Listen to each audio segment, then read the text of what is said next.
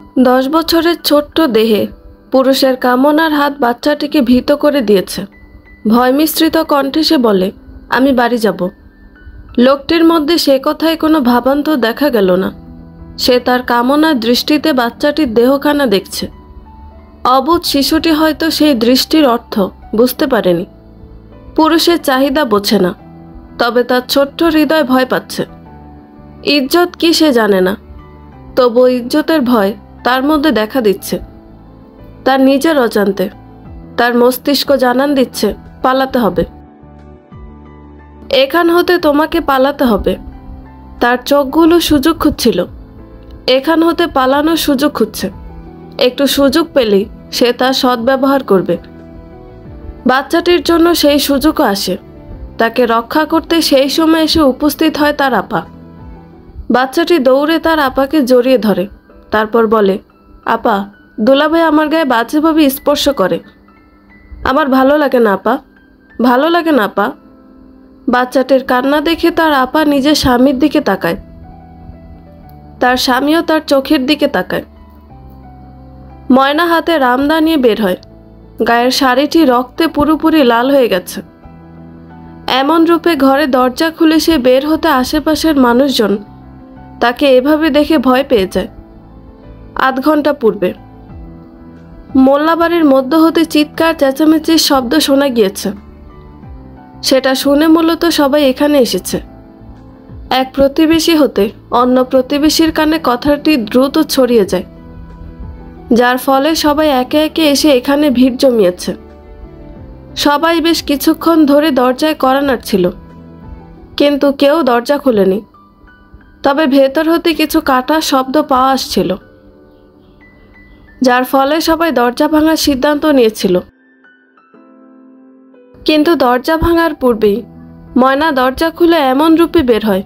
ময়না সবার দিকে শান্ত চোখে তাকিয়ে আছে। কয়েকজন কৌতূহলী হয়ে ঘরের ভেতর কি হয়েছে সেটা দেখার জন্য উকি দেয়। ভেতরের পরিস্থিতিতে দেখে আঁতকে ওঠে। ভেতরে যা রয়েছে সেটা দেখলে যে কারো আত্মা শুকিয়ে যাবে। ভেতরে ময়নার মানুষের মৃতদেহ টুকরো টুকরো করে ছড়িয়ে ছিটিয়ে রয়েছে। গ্রামের মানুষ পুরো হতবাক। তারা এত বড় ঘটনা সাক্ষী হবে সেটা স্বপ্নেও ভাবেনি। তারা ভেবেছিল হয়তো ঝগড়া হচ্ছে, মূলত প্রতিবেশী হিসেবে ঝগড়ার মজা নিতে আসছিল সেই কয়েক ঘন্টা পূর্বে। কিন্তু মাঝে মাঝে চিৎকার ছাড়া কিছু শুনতে পাচ্ছিল না। তাই বিষয়টা গরমিল লাগায় আস্তে আস্তে আশেপাশের প্রতিবেশীকে ডাকে। তারপর কাটাকাটি শব্দ পেয়ে ভেবেছিল ঘটনা সত্যি গরমিল, তাই ধীরে ধীরে গ্রামের প্রায় লোককে ডেকে তোলে। তারা ভেবেছিল কাশেম মোল্লা হয়তো তার মেয়ে ময়নাকে মারধর করছে, যা প্রায় সময় ঘটে থাকে। কিন্তু ময়না যে কাউকে নৃশংসভাবে খুন করবে সেটা তারা স্বপ্নেও ভাবেনি। থানার ওসি আবির মাহমুদের সামনে বসা ময়না। আবির মাহমুদ রক্তাক্ত ময়নাকে খুব গভীরভাবে দেখে, তাকে বোঝার ব্যর্থ চেষ্টা করে। ময়নাকে ভালোভাবে দেখিয়ে নিয়ে আবির মাহমুদ বলে, কে তুমি? ময়না জবাব দেয় না। আবির মাহমুদ পুনরায় বলে, কোনো স্বাভাবিক নারী এভাবে কাউকে খুন করতে পারে? আমার এখনো বিশ্বাস হচ্ছে না। দুজন মানুষকে পুরো 300 টুকরো করেছ, কিভাবে সম্ভব? ময়না চোখ তুলে আবির মাহমুদকে একবার দেখে নেয়।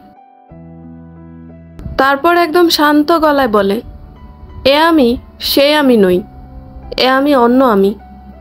আবির মাহমুদ বেশ মনোযোগ দিয়ে ময়নার কথাটি শুনল, বেশ গভীরভাবে ভাবার চেষ্টা করল। সেই সময় ময়না পুনরায় বলে, পাপে পাপ ক্ষয়। এটা বলে ময়না জ্ঞান হারায়। বসা হতে মাটিতে লুটিয়ে পড়ে। আবির তাড়াতাড়ি একজন মহিলা অফিসারকে ডাকে। ময়নাকে নিয়ে যেতে বলে। ইতিমধ্যে ময়নার মা পারুল বেগম এবং আপা লাবণ্য এসে থানায় উপস্থিত হয়। তাদের জিজ্ঞাসাবাদ করে আবির জানতে পারে তারা পারুল বেগমের বাপের বাড়ি গিয়েছিল। দীর্ঘদিন হয়ে গেছে লাবণ্যের সন্তান হয় না, সেজন্য সেখানকার এক কবিরাজকে দেখাবে বলে নিয়ে গিয়েছিল। আবির তাদের জানিয়ে দেয় ময়না তার বাবা কাশেম মোল্লা এবং দুলাভাই রাজীব খানকে হত্যা করেছে। সেটার বর্ণনা দেয় আবির। পারুল এবং লাবণ্য এসব শুনে হতভম্ব হয়ে যায়। আবির তাদের বেশ কঠিন গলায় বলে, কি চলছে আপনাদের পরিবারের মধ্যে? পারুল বেগম জবাব দেয় না। লাবণ্য আমতা আমতা করে বলে, কি চলবে? সেটাই, যার জন্য আপনার বোন এত নৃশংসভাবে আপনার বাবা এবং স্বামীকে হত্যা করেছে। পারুল এবং লাবণ্য জানায় তারা কিছু জানে না। ময়না এটা করতে পারে সেটা তারা কল্পনাও ভাবতে পারে না। আবির সন্দিহান দৃষ্টিতে পারুল এবং লাবণ্যের দিকে তাকায়। তারা যে কিছু গোপন করছে সেটা স্পষ্ট। লাবণ্য এবং পারুল জ্ঞানহীন ময়নার কাছে আসে। তাকে বিস্ময়ের দৃষ্টিতে দেখতে থাকে, শুধু দেখতেই থাকে। আবির মাহমুদ গ্রামের লোকজনের কাছে জিজ্ঞাসাবাদ করে জানতে পারে কাশেম মোল্লা প্রায় ময়নাকে মারধর করত। তাছাড়া তাদের ঘরে অশান্তি সেই বহু বছর ধরে। কাশেম মোল্লা কারণে অকারণে স্ত্রী সন্তানকে মারধর করত। প্রতিবেশীরা তাদের কান্নার শব্দ শুনে এগিয়ে আসলে কাশেম মোল্লা তাদের শাসাত। এটা তাদের পারিবারিক বিষয়, তাই কেউ যেন নাক না গলায়। তারপর হতে কাশেম মোল্লা দরজা বন্ধ করে মারধর করত। প্রতিবেশীরা এগিয়ে আসতে চাইলেও পারত না। যে এগিয়ে আসতো কাশেম মোল্লা তার সাথে ঝগড়া শুরু করত, যেটা গালাগালি হতে মারামারি পর্যায়ে চলে যেত। তাই সহজে কেউ তাদের ঝগড়া থামাতে আসতো না। সেই জন্য সেদিন রাতে চিৎকারের শব্দ পেয়েও কেউ ঘরে ঢোকেনি। তবে হ্যাঁ, পুরুষের চিৎকার শুনে অবাক হয়েছিল, কিন্তু তেমন কিছু ভাবেনি। তবে কাটাকাটি শব্দ পেয়ে বিষয়টা গরমিল লাগায় জনে জনে সবাইকে ডেকে পাঠিয়েছে। আবির লোকজনকে জিজ্ঞেস করে, আরও অনেক তথ্য পায়। সেই সব তথ্য একত্র করে সে থানায় আসে। এসে মহিলা অফিসার সেহাকে জিজ্ঞেস করে, ময়নার জ্ঞান ফিরেছে? হ্যাঁ, সেহা জবাব দেয়। আবির যা জানতে পেরেছে সবটা সেহাকে জানায়। সেহা বলে, আমাদের এত তথ্য জেনে কী লাভ? খুন হয়েছে, খুনি ধরা পড়েছে, মামলা সমাধান হয়ে গেছে, আর কি? আবির এটা শুনে ম্লান হাসে। তারপর বলে, শুধু অপরাধীকে ধরাটা আমাদের কাজ নয় সেহা, আমাদের অপরাধীর অপরাধ করার কারণটাও জানতে হবে। অপরাধী কোন পরিস্থিতিতে এমন কাণ্ড ঘটিয়েছে সেটা জানা জরুরি। এক্ষেত্রে জানাটা জরুরি যেখানে মেয়েটা এত নৃশংসভাবে খুন করেছে, যা দেখি স্পষ্ট এই মেয়ে নয়, এক ডাইনি। আবির এবার শব্দ করে হাসে। তারপর বলে, আজ তুমি যাকে ডাইনি বলছো সেই মেয়েটাই একটা সময় খুবই শান্ত একজন মেয়ে ছিল। কি? হ্যাঁ, সেজন্যে আমাদের জানতে হবে শান্তশিষ্ট নরম একটি মেয়ে কিভাবে এতটা নৃশংস হয়ে উঠল। সেই গল্পটা আমাদের জানতে হবে। তাছাড়া আমরা যদি অপরাধের কারণ না জানি, তবে মানুষ কোন পরিস্থিতি কিভাবে বদলে যায়, কতটা বদলায়, এক একজন মানুষের জীবন কেমন, তার বেড়ে ওঠা কেমন, সেসব বুঝবো কিভাবে? আবির থেমে যায়। পরক্ষণে বলে, এক জীবনে মানুষ জানা বড্ড কঠিন। তাই সকলের জীবনে ঘটনা দিয়ে আমাদের শিক্ষা নেওয়া উচিত, জীবনের শিক্ষা, যাতে আমরা কিছুটা হলেও মানুষ চিনতে পারি। সেহা মাথা নাড়ায়। আবির ময়নার কাছে যাবার জন্য পা বাড়ায়। সেহাও পিছন পিছন আসে। আবির যেতে যেতে সেহাকে পুলিশদের দায়িত্ব সম্পর্কে জ্ঞান দেয়, যেগুলো শুনে সেহা বুঝতে পারে সে ভুল একটি প্রশ্ন করেছে আবিরকে, যার জন্য এখন তাকে এত জ্ঞান শুনতে হচ্ছে। আবির এবং সেহা ময়নার সামনে বসে আছে। ময়নাকে গোসল করিয়ে নতুন কাপড় পরতে দেওয়া হয়েছে। এখন ময়নার মুখশ্রী আবির এবং সেহার কাছে স্পষ্ট।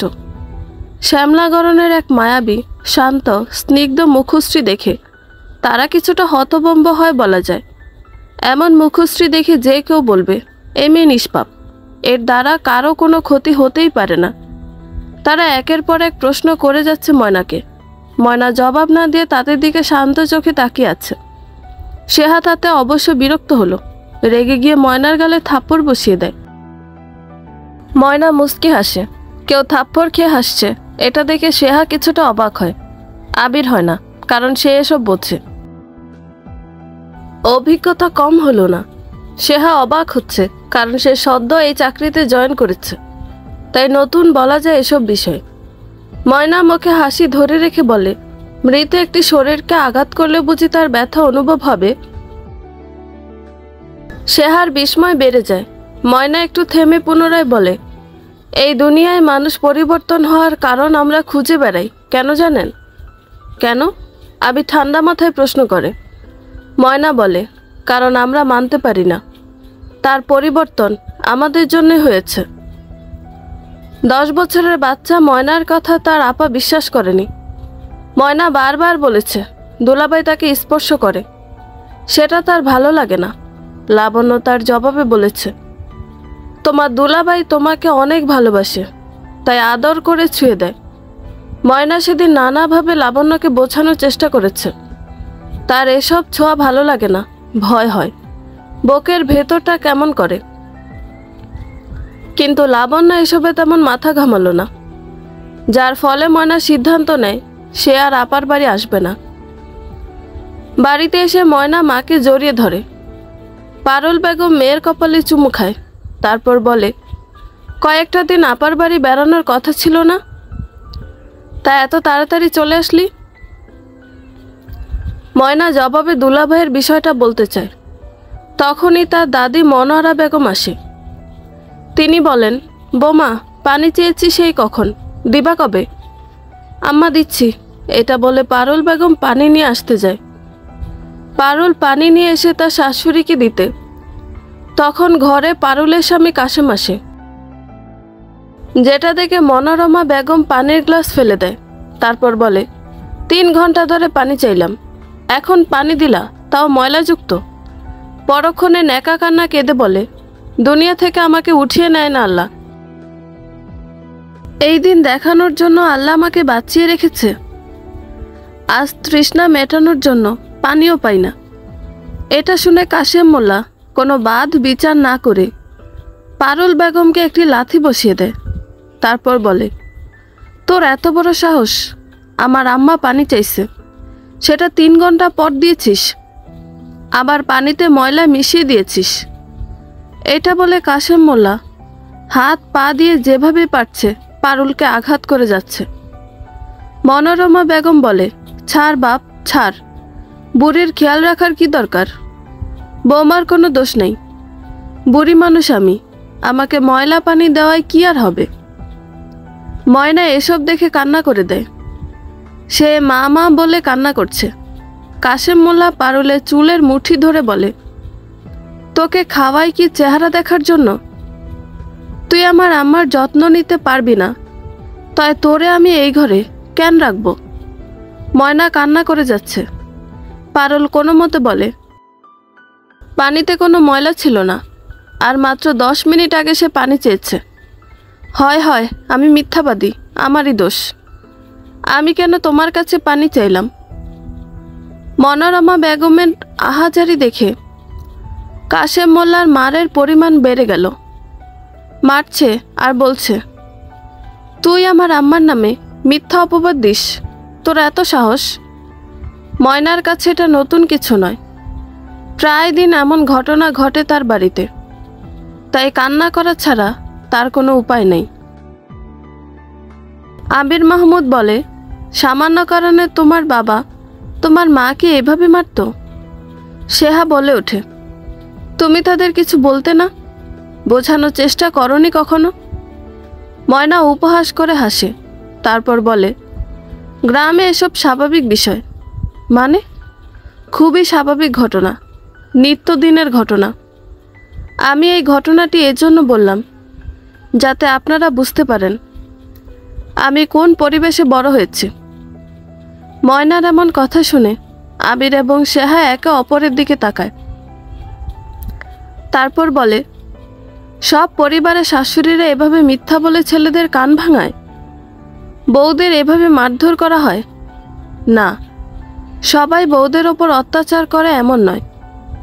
এখানে পুরুষ মানুষটি যার পক্ষে রাজত্ব তার পক্ষে, মানে? আবির বুঝতে পারে না। ময়না বলে, যার স্বামী মা ভক্ত, তার মা তার স্ত্রীকে এভাবে অত্যাচার করিয়ে মজা পায়। আর যার স্বামী স্ত্রী ভক্ত, সে শ্বশুর শাশুড়িকে না খাইয়ে মারে। গ্রামে দুটোই দেখা যায়, তবে আমাদের বিষয়টি হলো শাশুড়ির রাজত্ব। আমার বাবা প্রথমত মা ভক্ত, দ্বিতীয়ত নেশায় আসক্ত। তাই আমার জন্ম হতে মায়ের ওপর অত্যাচার নির্যাতন দেখে বড় হয়েছি। এটা আমাদের কাছে পান্তা ভাত। এসব পরিবারে আমাদের শেখানোই হয় কান্না করা, সকল অত্যাচার মুখ বুজে মেনে নেওয়া। মেয়ে মানুষের প্রতিবাদ করতে নেই, তবে তার সম্মান যায়। সব পরিবার এমন? সেহা কিছুটা ভাবনায় পড়ে যায়। ময়না বলে, না, হাতে গোনা কয়েকটা পরিবার রয়েছে যেখানে সত্যিকারের পুরুষ বাস করে, যে পরিবারগুলো সুখে শান্তিতে বসবাস করে, যাদের মধ্যে সমস্যা থাকলেও সেটা জটিল নয়, কারণ তার পরিবারে সত্যিকারের পুরুষ বাস করে, যার পুরুষত্ব রয়েছে। সত্যিকারের পুরুষত্ব বলতে কাকে বুঝিয়েছ?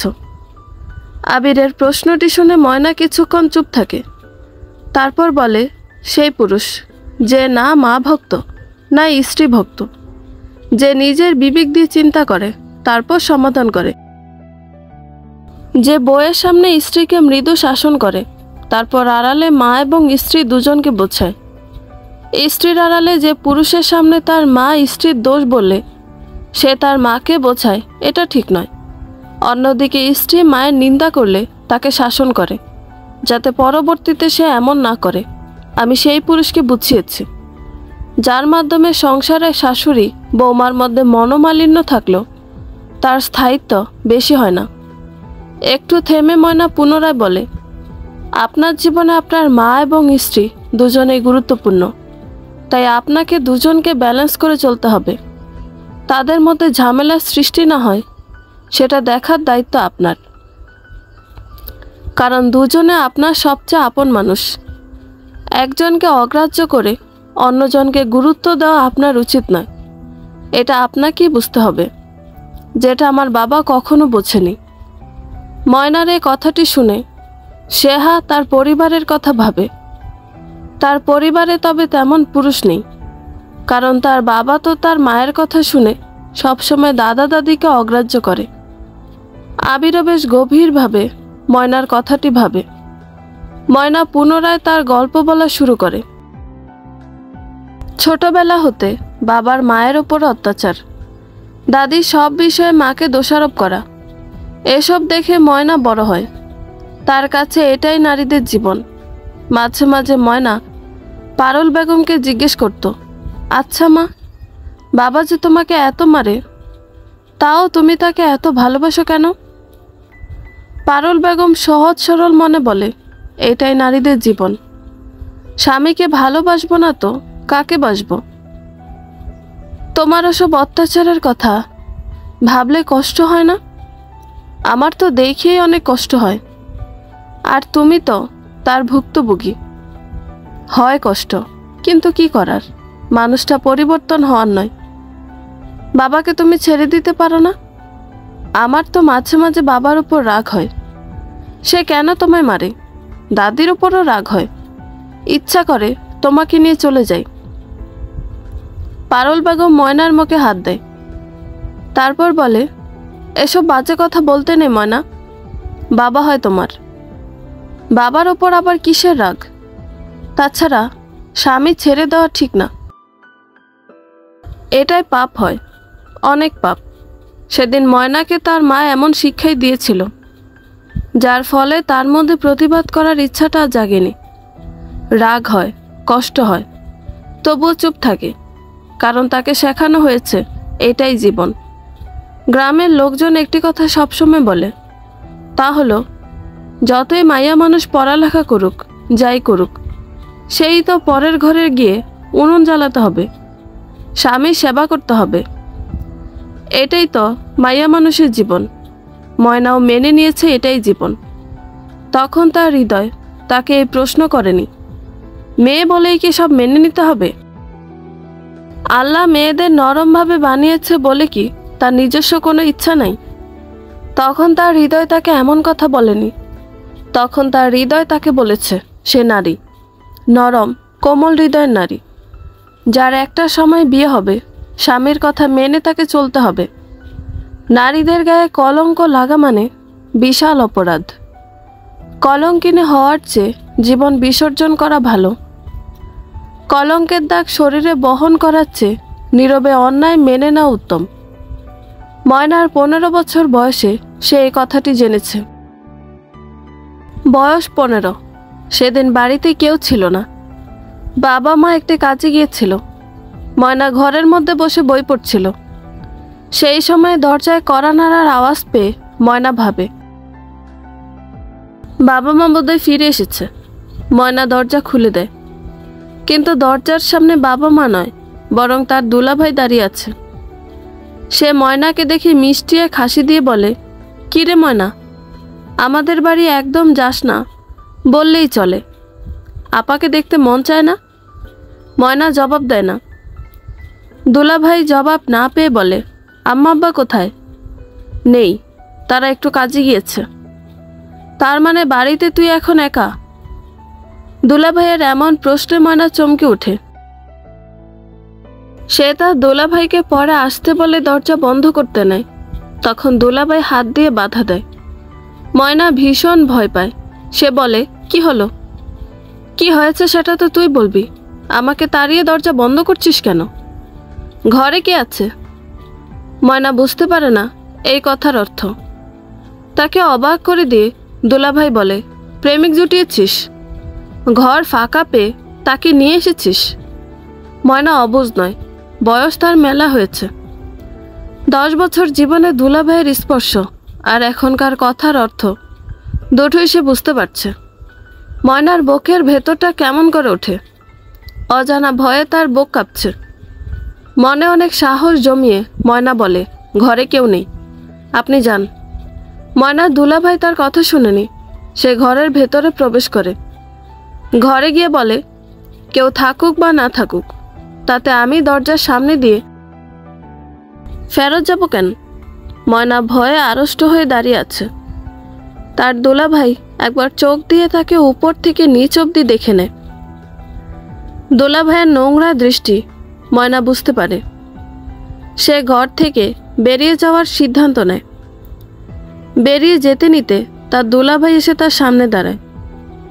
তারপর এক শয়তানি হাসি দিয়ে দরজা বন্ধ করে দেয়। ময়না ভয়ে কেঁপে ওঠে। সে বলে, দরজা বন্ধ করছেন কেন দুলাভাই? ময়নার কথা শুনে তার দুলাভাই তার দিকে তাকায়। তারপর কোনো কথা নেই। ময়নাকে দেয় এক ধাক্কা। ময়না নিচে পড়ে যায়। ময়না অজানা আতঙ্কে চিৎকার করে উঠতে যাবে, সেই সময়ে তার দুলাভাই তার মুখ চেপে ধরে। ময়নার গায়ে জড়ানো ওড়না টেনে খুলে তার মুখে ঢুকিয়ে দেয়। তারপর বলে, একদম চিৎকার করবি না, তাহলে সম্মান তোর যাবে, সাথে তোর আপার ঘর ভাঙবে। ময়না হাত দিয়ে দুলাভাইকে ধাক্কা মেরে সরাতে যায়, কিন্তু পারে না। শক্ত পুরুষালী শক্তির সাথে সে পেরে উঠছে না। দুলাভাই ময়নাকে দুটো থাপ্পড় মেরে বলে, ছোটবেলা হতে চোখে চোখে রাখলাম পাখি, এখন অন্য কেউ খেয়ে যাবে? তা তো হবে না। এটা বলে নৃশংসভাবে ঝাঁপিয়ে পড়ে। সেদিন সেই মুহূর্তে হতে ময়নার জীবন শেষ হওয়া শুরু করে। আবির এবং সেহা কেঁপে ওঠে ময়নার কণ্ঠে এমন নৃশংস ঘটনা শুনে। আবির নিজেকে সামলে বলে, তারপর কি হয়েছে? তোমরা পুলিশ কমপ্লেন করনি? ময়না এটা শুনে শব্দ করে হেসে দেয়। সেহা এবং আবির চমকায়। ময়না হাসি থামিয়ে বলে, আমি এমন এক পরিবারে বড় হয়েছি যেখানে ইজ্জতের চেয়ে মান বড়। একটু থেমে পরক্ষণে ময়না বলে, এমন অনেক পরিবার এই বাংলার আনাচে কানাচে লুকিয়ে রয়েছে, যাদের কাছে মেয়ে ধর্ষিতা এটার বিচার চাওয়া মানে লোক জানাজানি হওয়া, আর লোকে সব জানলে মেয়েটার মান যাবে। তাই মান বাঁচাতে চুপ থাকি। তাই বলে অন্যায় যে করলো তার শাস্তি দিবে না? সেহার এমন কথায় ময়না তার দিকে অদ্ভুতভাবে তাকায়। তারপর বলে, আচ্ছা আপনি বলুন তো, আপনি যদি ধর্ষিতা হতেন তবে কি পারতেন এই সমাজে সেটা স্বীকার করতে? সেহা চুপ করে যায়। ময়না মুচকি হেসে বলে, পারতেন না। কারণ যতই আধুনিকভাবে বড় হন না কেন, তখন আপনি এবং আপনার পরিবার ঘটনা আড়াল করার চেষ্টাই করতেন। এটাই সবাই করে, আমার পরিবারও করেছে। তাছাড়া যেখানে অপরাধী আমার আপার স্বামী, সেখানে চুপ থাকাটা তাদের জন্য অতীব জরুরি হয়ে উঠেছিল। ময়নার বাবা মা বাড়ি এসে দরজা খোলা দেখে ঢুকে পড়ে। মেঝেতে রক্তের ছাপ দেখে তারা কিছুটা ভয় পায়। পারুল বেগম আরও ভয় পায় যখন দেখে ময়না এক কোনায় গুটিসুটি মেরে বসে আছে। পারুল বেগম তার কাছে যায়। ময়না তার সাথে ঘটে যাওয়া ঘটনা বলতে গিয়ে মাকে জড়িয়ে ধরে কান্না করে দেয়। সবটা কাশেম মোল্লাও শোনে। ময়না ভেবেছিল তার মা পারুল বেগমের মতো তার বাবাও তাকে সান্ত্বনা দিবে, কিন্তু তার ধারণা ভুল প্রমাণ করে কাশেম মোল্লা পারুল বেগমের চুলের মুঠি ধরে দাঁড় করায়। তারপর গালে একটা থাপ্পড় বসিয়ে দেয়। পারুল বেগম গালে হাত দিয়ে হতভম্ব হয়ে দাঁড়িয়ে আছে। কাশেম মোল্লা বলে, তুই থাকতে তোর মেয়ের এত অধপতন কিভাবে হলো? নিজের আপার স্বামীকে পাগল বানায়, এত সাহস ও পায় কোথায়? ময়না এবং পারুল বেগম দুজনে অবাক হয়। ময়না ভাঙা গলায় বলে, আমি দুলাভাইকে পাগল বানিয়েছি? তুই কোনো কিছু ইশারা না করলে সে তোর কাছে আসবে কেন? মেয়েরা সুযোগ না দিলে তো কোনো পুরুষ তার কাছে আসার সাহস পায় না। ময়না নিজের বাবার মুখে এমন কথা শুনে তার মায়ের দিকে তাকায়, কিন্তু পারুল বেগম নিশ্চুপ। সেদিনও পারুল বেগম প্রতিবাদ করেনি। সে প্রতিবাদ না করে প্রমাণ করে দিয়েছে এটাই নারীদের জীবন। তাই বাধ্য হয়ে ময়নাকে সেই জীবনটা মেনে নিতে হয়েছে। কারণ তার মনের মধ্যে যেমন জীবনের স্বপ্ন এঁকে রেখেছে সে, সেই জীবনের শিক্ষা তো তার বাবা মা তাকে দিচ্ছে না। কাশেম মোল্লা রেগে মেগে চলে যায়। যাবার সময় বলে, এই কথা যেন পাঁচকান না হয়। পারুল বেগম মাথা নাড়ায়। কাশেম মোল্লা চলে যায়। পারুল বেগম ময়নাকে জড়িয়ে ধরে। তারপর বলে, বাবার কথায় কিছু মনে করিস না, বাবা তো এমনই। বাবা এমন নয়, বরং তুমি তাকে এমন বানিয়েছ। পারুল বেগম অবাক হয়। ময়না কান্নারত গলায় বলে, কখনো তার অন্যায়টা তাকে চোখে আঙুল দিয়ে দেখাওনি। সেজন্য সে ভেবেছে সে যা ভাবে যা করে তা সব ঠিক। তুমি তাকে বোঝাওনি তার চিন্তাধারা ভুল। সেজন্য সে দিনে দিনে বিকৃত মানসিকতার হয়ে গেছে। পারুল বেগম লজ্জায় মাথা নিচু করে নেন। নিজের মেয়ের থেকে এরকম কথা শুনতে হবে সে তা ভাবেনি। পারুল বেগম তো স্বামীর ভালোবাসা পাওয়ার কম চেষ্টা করেনি, কিন্তু পায়নি। যখন একটু পেত তখনও সেটা সইত না, কারণ তার শাশুড়ি তার স্বামীর মন বিষিয়ে দিত, তার বিরুদ্ধে উস্কে দিয়ে। ময়না বোধহয় পারুলের মনের কথা বুঝতে পারল। তাই বলে, দাদি তো গত হয়েছে 2 বছর হলো, তাও বাবা পরিবর্তন হয়নি কেন? কারণটা তুমি কখনো বাবা দাদিকে তাদের ভুল ধরিয়ে দাওনি। ধরিয়ে দিবে কিভাবে? তোমার কাছে এটাই তো জীবন, তাই না? ময়নার কথার জবাব না দিয়ে পারুল বেগম তাকে জড়িয়ে ধরে কান্না করে দেয়। ময়নাও কাঁদে। মা মেয়ের কান্নায় চারদিক ভারী হয়ে ওঠে। ময়না ধীরে ধীরে ঘটনাটি ভুলে যেতে চায়, কারণ এটা যত মনে রাখবে তত কষ্ট বাড়বে। তাছাড়া তার বাবা মায়ের কাছে সমাজে সম্মানটা জরুরি। তাই এই কথা গোপনে ভুলে যাওয়াই ভালো। ময়না সবটা ভুলতে চেয়েছিল, কিন্তু পারেনি। 2 মাস পর তার দুলাভাই পুনরায় তার কাছে আসে। সেদিনও সে জোর করে নিজের কামনা মেটায়। তবে এবার ময়না চুপ থাকে না, সে থানায় যাবার সিদ্ধান্ত নেয়। এই কথা শুনে তার বাবা কাশেম মোল্লা তাকে এক লাথি দেয়। ময়না ব্যথায় চিৎকার দেয়। কাশেম মোল্লা পারুল বেগমের গলা চেপে ধরে বলে, তোর মেয়েকে বোঝা, থানায় গেলে লোক জানাজানি হবে। এই গ্রামে আমাদের মান সম্মান সব শেষ হয়ে যাবে। সেই মুহূর্তে লাবণ্য আসে। সে এসে ময়নাকে জড়িয়ে ধরে, তারপর বলে, সব ভুলে যা বোন, আমার সংসার আর তোর জীবন কোনোটাই নষ্ট করিস না। আমার জীবন কি নষ্ট হয়নি? ময়নার এই প্রশ্নে জবাব দেয় না লাবণ্য। সে বলে, আমি আমার নামের মতো লাবণ্যতা দিয়ে তো দুলাভাইকে বাঁধতে পারিনি, সেজন্য সে তোর কাছে আসছিল। আমি তার হয়ে ক্ষমা চাই, সবটা আমার ভুল। আমি অন্যায় মেনে নিব না, আমি থানায় যাব।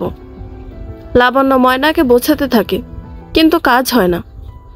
ময়না বারবার বলে যাচ্ছে সে থানায় যাবেই। এবার লাবণ্য রেগে তার গালে একটি থাপ্পড় বসিয়ে দেয়। তারপর বলে, তুই আমার জীবনটা নষ্ট করার জন্য উঠে পড়ে লেগেছিস, তাই না? আপা, ময়না গালে হাত দিয়ে বলে ওঠে। লাবণ্য বলে, যদি তুই সুযোগ না দিতি তাহলে সে কি তোর কাছে আসতো? আমি তো সেটাই বলি, পুরুষ মানুষকে লাই না দিলে সে এত সাহস কিভাবে পায়? কাশেম মোল্লা এবং লাবণ্যের কথায় ময়না অবাক হয়ে তাদের শুধু দেখে যায়। তাকে আরও অবাক করে দিয়ে পারুল বেগম বলে, এমনিতে প্রতিবেশীর মধ্যে কানাঘুষা শুরু হয়েছে, তার মধ্যে তুই সব বলে তাদের আমাদের দিকে আঙুল তোলার সুযোগ দিস না মা। মা, ময়না সবাইকে অবাক চোখে শুধু দেখে যায়। পারুল বেগম বলে, আমরা গরিব মানুষ, আমাদের কাছে মানটা যে বড়। ময়নার মাথাটা ঘুরে যায়। পারুল বেগম তাকে জড়িয়ে ধরে। লাবণ্য তার বাবার উদ্দেশ্যে বলে, বাবা, আপনি ময়নার বিয়ে ঠিক করুন। সমাজে সম্মানটা ধরে রাখার জন্য তো এটা করতেই হবে। কাশেম মোল্লা সায় জানিয়ে চলে যায়। পারুল এবং লাবণ্য ময়নাকে সম্মানের বাণী শেখাচ্ছে, সেই সাথে নারী জীবন কেমন। লাবণ্যের স্বামীর কথা সবাই জানলে তাকে কেউ দোষ দিবে না, দোষটা ময়নাকে দিবে। অন্যদিকে লাবণ্যকেও তার স্বামী ছেড়ে দিবে, তখন তার জীবনটাও শেষ হয়ে যাবে। ময়না শুধু শান্ত গলায় বলে, স্বামী তালাক দিবে তাতে এত ভয়? আচ্ছা, স্বামী তালাক দিলে কি এমন হবে? স্বামীর তালাক দেওয়া নারীকে এই সমাজ সহজে মেনে নেয় না, তার মান সম্মান বলতে কিছু থাকে না। পারুল বেগমের এমন কথায় ময়না তার দিকে শুধু তাকিয়ে থাকে। ময়না আর থানায় যায় না, যতই হোক সেও নারী, তারও মান সম্মান হারানোর ভয় রয়েছে। লোকজনের কথার তীর সেও সহ্য করতে পারবে না। তাছাড়া সেও তো এই পরিবারেরই বড় হয়েছে, যেখানে নারী জীবন মেনে এবং মানিয়ে নাও শব্দে সীমাবদ্ধ। ময়না নিজেকে স্বাভাবিক করার সময় অবধি পেল না, তার মাঝে তার বিয়ের তোড়জোড় শুরু হয়ে গেল। এই তো আজই একজন লোক তাকে দেখে গেল। বয়স হবে 30-এর কাছাকাছি, ময়নার থেকে প্রায় দ্বিগুণ বড়। তবে তাতে কি, পুরুষ মানুষের বয়সে কি এসে যায়? এই কথার সাথে একমত না হলে, মানুষটা ভালো হলে বয়স তেমন বাধা নয়, এই কথাটি মানতে হবে। জীবনসঙ্গী ভালো হওয়াটা সবচেয়ে বেশি জরুরি। যাই হোক, পাত্রের নাম সাইফুল আলম। তার এবং তার মায়ের ময়নাকে বেশ পছন্দ হয়েছে। তাদের পছন্দ হয়েছে শুনে কাশেম মোল্লা খুব খুশি হলো। সে যত তাড়াতাড়ি সম্ভব বিয়ের কথা এগোতে চায়। বাবার এমন তাড়া দেখে অবাক হয় না ময়না, কারণ সে বুঝছে সে কলঙ্কিনী হয়ে গেছে। কলঙ্কের দাগ অঙ্গ লেগে তার অঙ্গ ঝলসে গেছে। সেই দাগ সবার সামনে প্রকাশ পাওয়ার পূর্বে তার বিয়ে দিতে হবে। তবে ময়নার ভয় হয়, এভাবে সত্যি আড়াল করে বিয়ে করাটা কি ঠিক হচ্ছে? পারুল বেগম ময়নাকে বোঝায়, এসব কথা জেনে কি কোনো ছেলে তাকে বিয়ে করবে? করবে না। সেজন্য এসব নিয়ে তার না ভাবাই উচিত। তখন ময়না শান্ত গলায় বলে, লোকটাকে ঠকানো হবে না। পারুল বেগম এবার কিছুটা রেগে যায়, কিছুটা রাগ নিয়ে বলে, হ্যাঁ, তুই পাত্রকে এসব কথা জানা, তারপর বিয়ে ভেঙে যাক। সারা জীবন বাবা মায়ের বোঝা হয়ে থেকে যা। বোঝা শব্দটি ময়নার মাথায় গেঁথে গেল। এখন এই বাংলার প্রায় শতাংশ ঘরে নারীরা বোঝা স্বরূপ। তাদের যত তাড়াতাড়ি বিয়ে দিয়ে দেওয়া যায় তত তাড়াতাড়ি বাবা মা হাঁক ছেড়ে বাঁচে। তবে যেই পরিবারে নারীদের বোঝা নয়, বাবা মায়ের অস্তিত্ব হিসাবে গণ্য করা হয়, সেই নারীদের জীবন স্বর্গের মতো সুন্দর কাটে। কিন্তু সব নারী সেটা ধরে রাখতে পারে না। কেউ কেউ অধিক স্বাধীনতা পেয়ে তার অপব্যবহার করে, যার ফলে লোকজন বলার সাহস পায় এই নারী বেশি স্বাধীনতা পেয়েছে, এ সতীত্ব হারিয়েছে। এর সতীত্ব নেই। আমাদের সমাজ তো এমনই। একজন দোষ করলে সেই দোষের দায় 10 জনকে দেওয়া হয়। ময়না সবটা বোঝে। সে বিয়ের জন্য নিজের মনকে প্রস্তুত করে। সে নারী, বড় নরম হৃদয়ের। তার পক্ষে প্রতিবাদ করা হয়ে ওঠে না। আগামী শুক্রবার বিয়ের দিন ধার্য করা হয়। এর মাঝে সাইফুল ময়নার সাথে একবার দেখা করতে চেয়েছিল, কিন্তু কাশেম মোল্লা সেই সুযোগ দেয়নি। আসলে সে এই বিয়ে নিয়ে বেশি রিস্ক নিতে চায়নি। ময়নার কোন কথায় অঘটন ঘটে যায় বলা যায় না, সেজন্য বিয়ের পূর্বে তাদের দেখা না হয় ভালো। যথারীতি শুক্রবার আসে। ময়না বধূ বেশে সাজে। 3 কবুলে এক বন্ধনে জুড়ে যায় ময়না, এক অজানা পুরুষের সাথে। শেষ বিদায়ের সময় ময়না সবার থেকে বিদায় নেয়। সেই সময় ময়নার দুলাভাই রাজীব খান সাইফুলের কাছে ময়নার অনেক গুণগান করে। সে ভালো মেয়ে, তাকে পেয়ে সাইফুল ধন্য। তাদের বিবাহিত জীবন সুন্দর হবে। ময়না রাজীব খানের কণ্ঠে এসব শুনে বেশ বিরক্ত হয়। সবচেয়ে বেশি বিরক্তি তার নিজের জীবনের প্রতি হচ্ছে। যে জীবনে এমন এক অপরাধী দেখা সে পেয়েছে, যে তাকে চোখের সামনে দেখেও তার অপরাধের কোনো শাস্তি সে দিতে পারছে না। মোল্লাবাড়ি থেকে বিদায় নিয়ে ময়না এবং সাইফুল এগিয়ে চলে সাইফুলের বাড়ির উদ্দেশ্যে। ময়নার বুকের ভেতর ভয়ে জর্জরিত হয়। তার মধ্যে ভয় কাজ করছে। আবির মাহমুদ এই পর্যায়ে বলে ওঠে, তোমার স্বামী ভালো ছিল না, সেজন্যই তো ডিভোর্স হয়েছে স্যার। এটা তো বোঝাই যায়। না।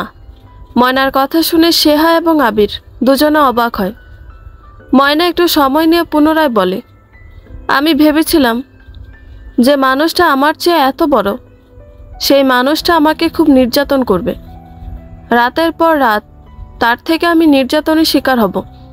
তাছাড়া আমার বাবা মায়ের সম্পর্ক দেখে স্বামী স্ত্রীর সম্পর্ক বলতে আমার কাছে যে কোনো কিছু ভুল করা মানেই মারধর। স্বামী বাড়ি এসে তার পছন্দ মতো কিছু না পেলে তার মায়ের থেকে বিচার শুনে শুধু মারধর করবে, ঠিক এমন ধারণা নিয়ে আমি শ্বশুরবাড়ি গিয়েছিলাম। কিন্তু ময়না চোখ বন্ধ করে একবার সাইফুলের মুখশ্রী ভাবে, তারপর চোখ মেলে তাকায়। শান্ত গলায় বলে, আমার ধারণা ভুল ছিল। মানুষটা মোটেও অমন ছিল না। তবে ডিভোর্স হলো কেন? সেহার প্রশ্নের জবাবে ময়না বলে, গোপন পাপ গোপন রাখতে হয়, এটাই ধর্মে বলা হয়েছে।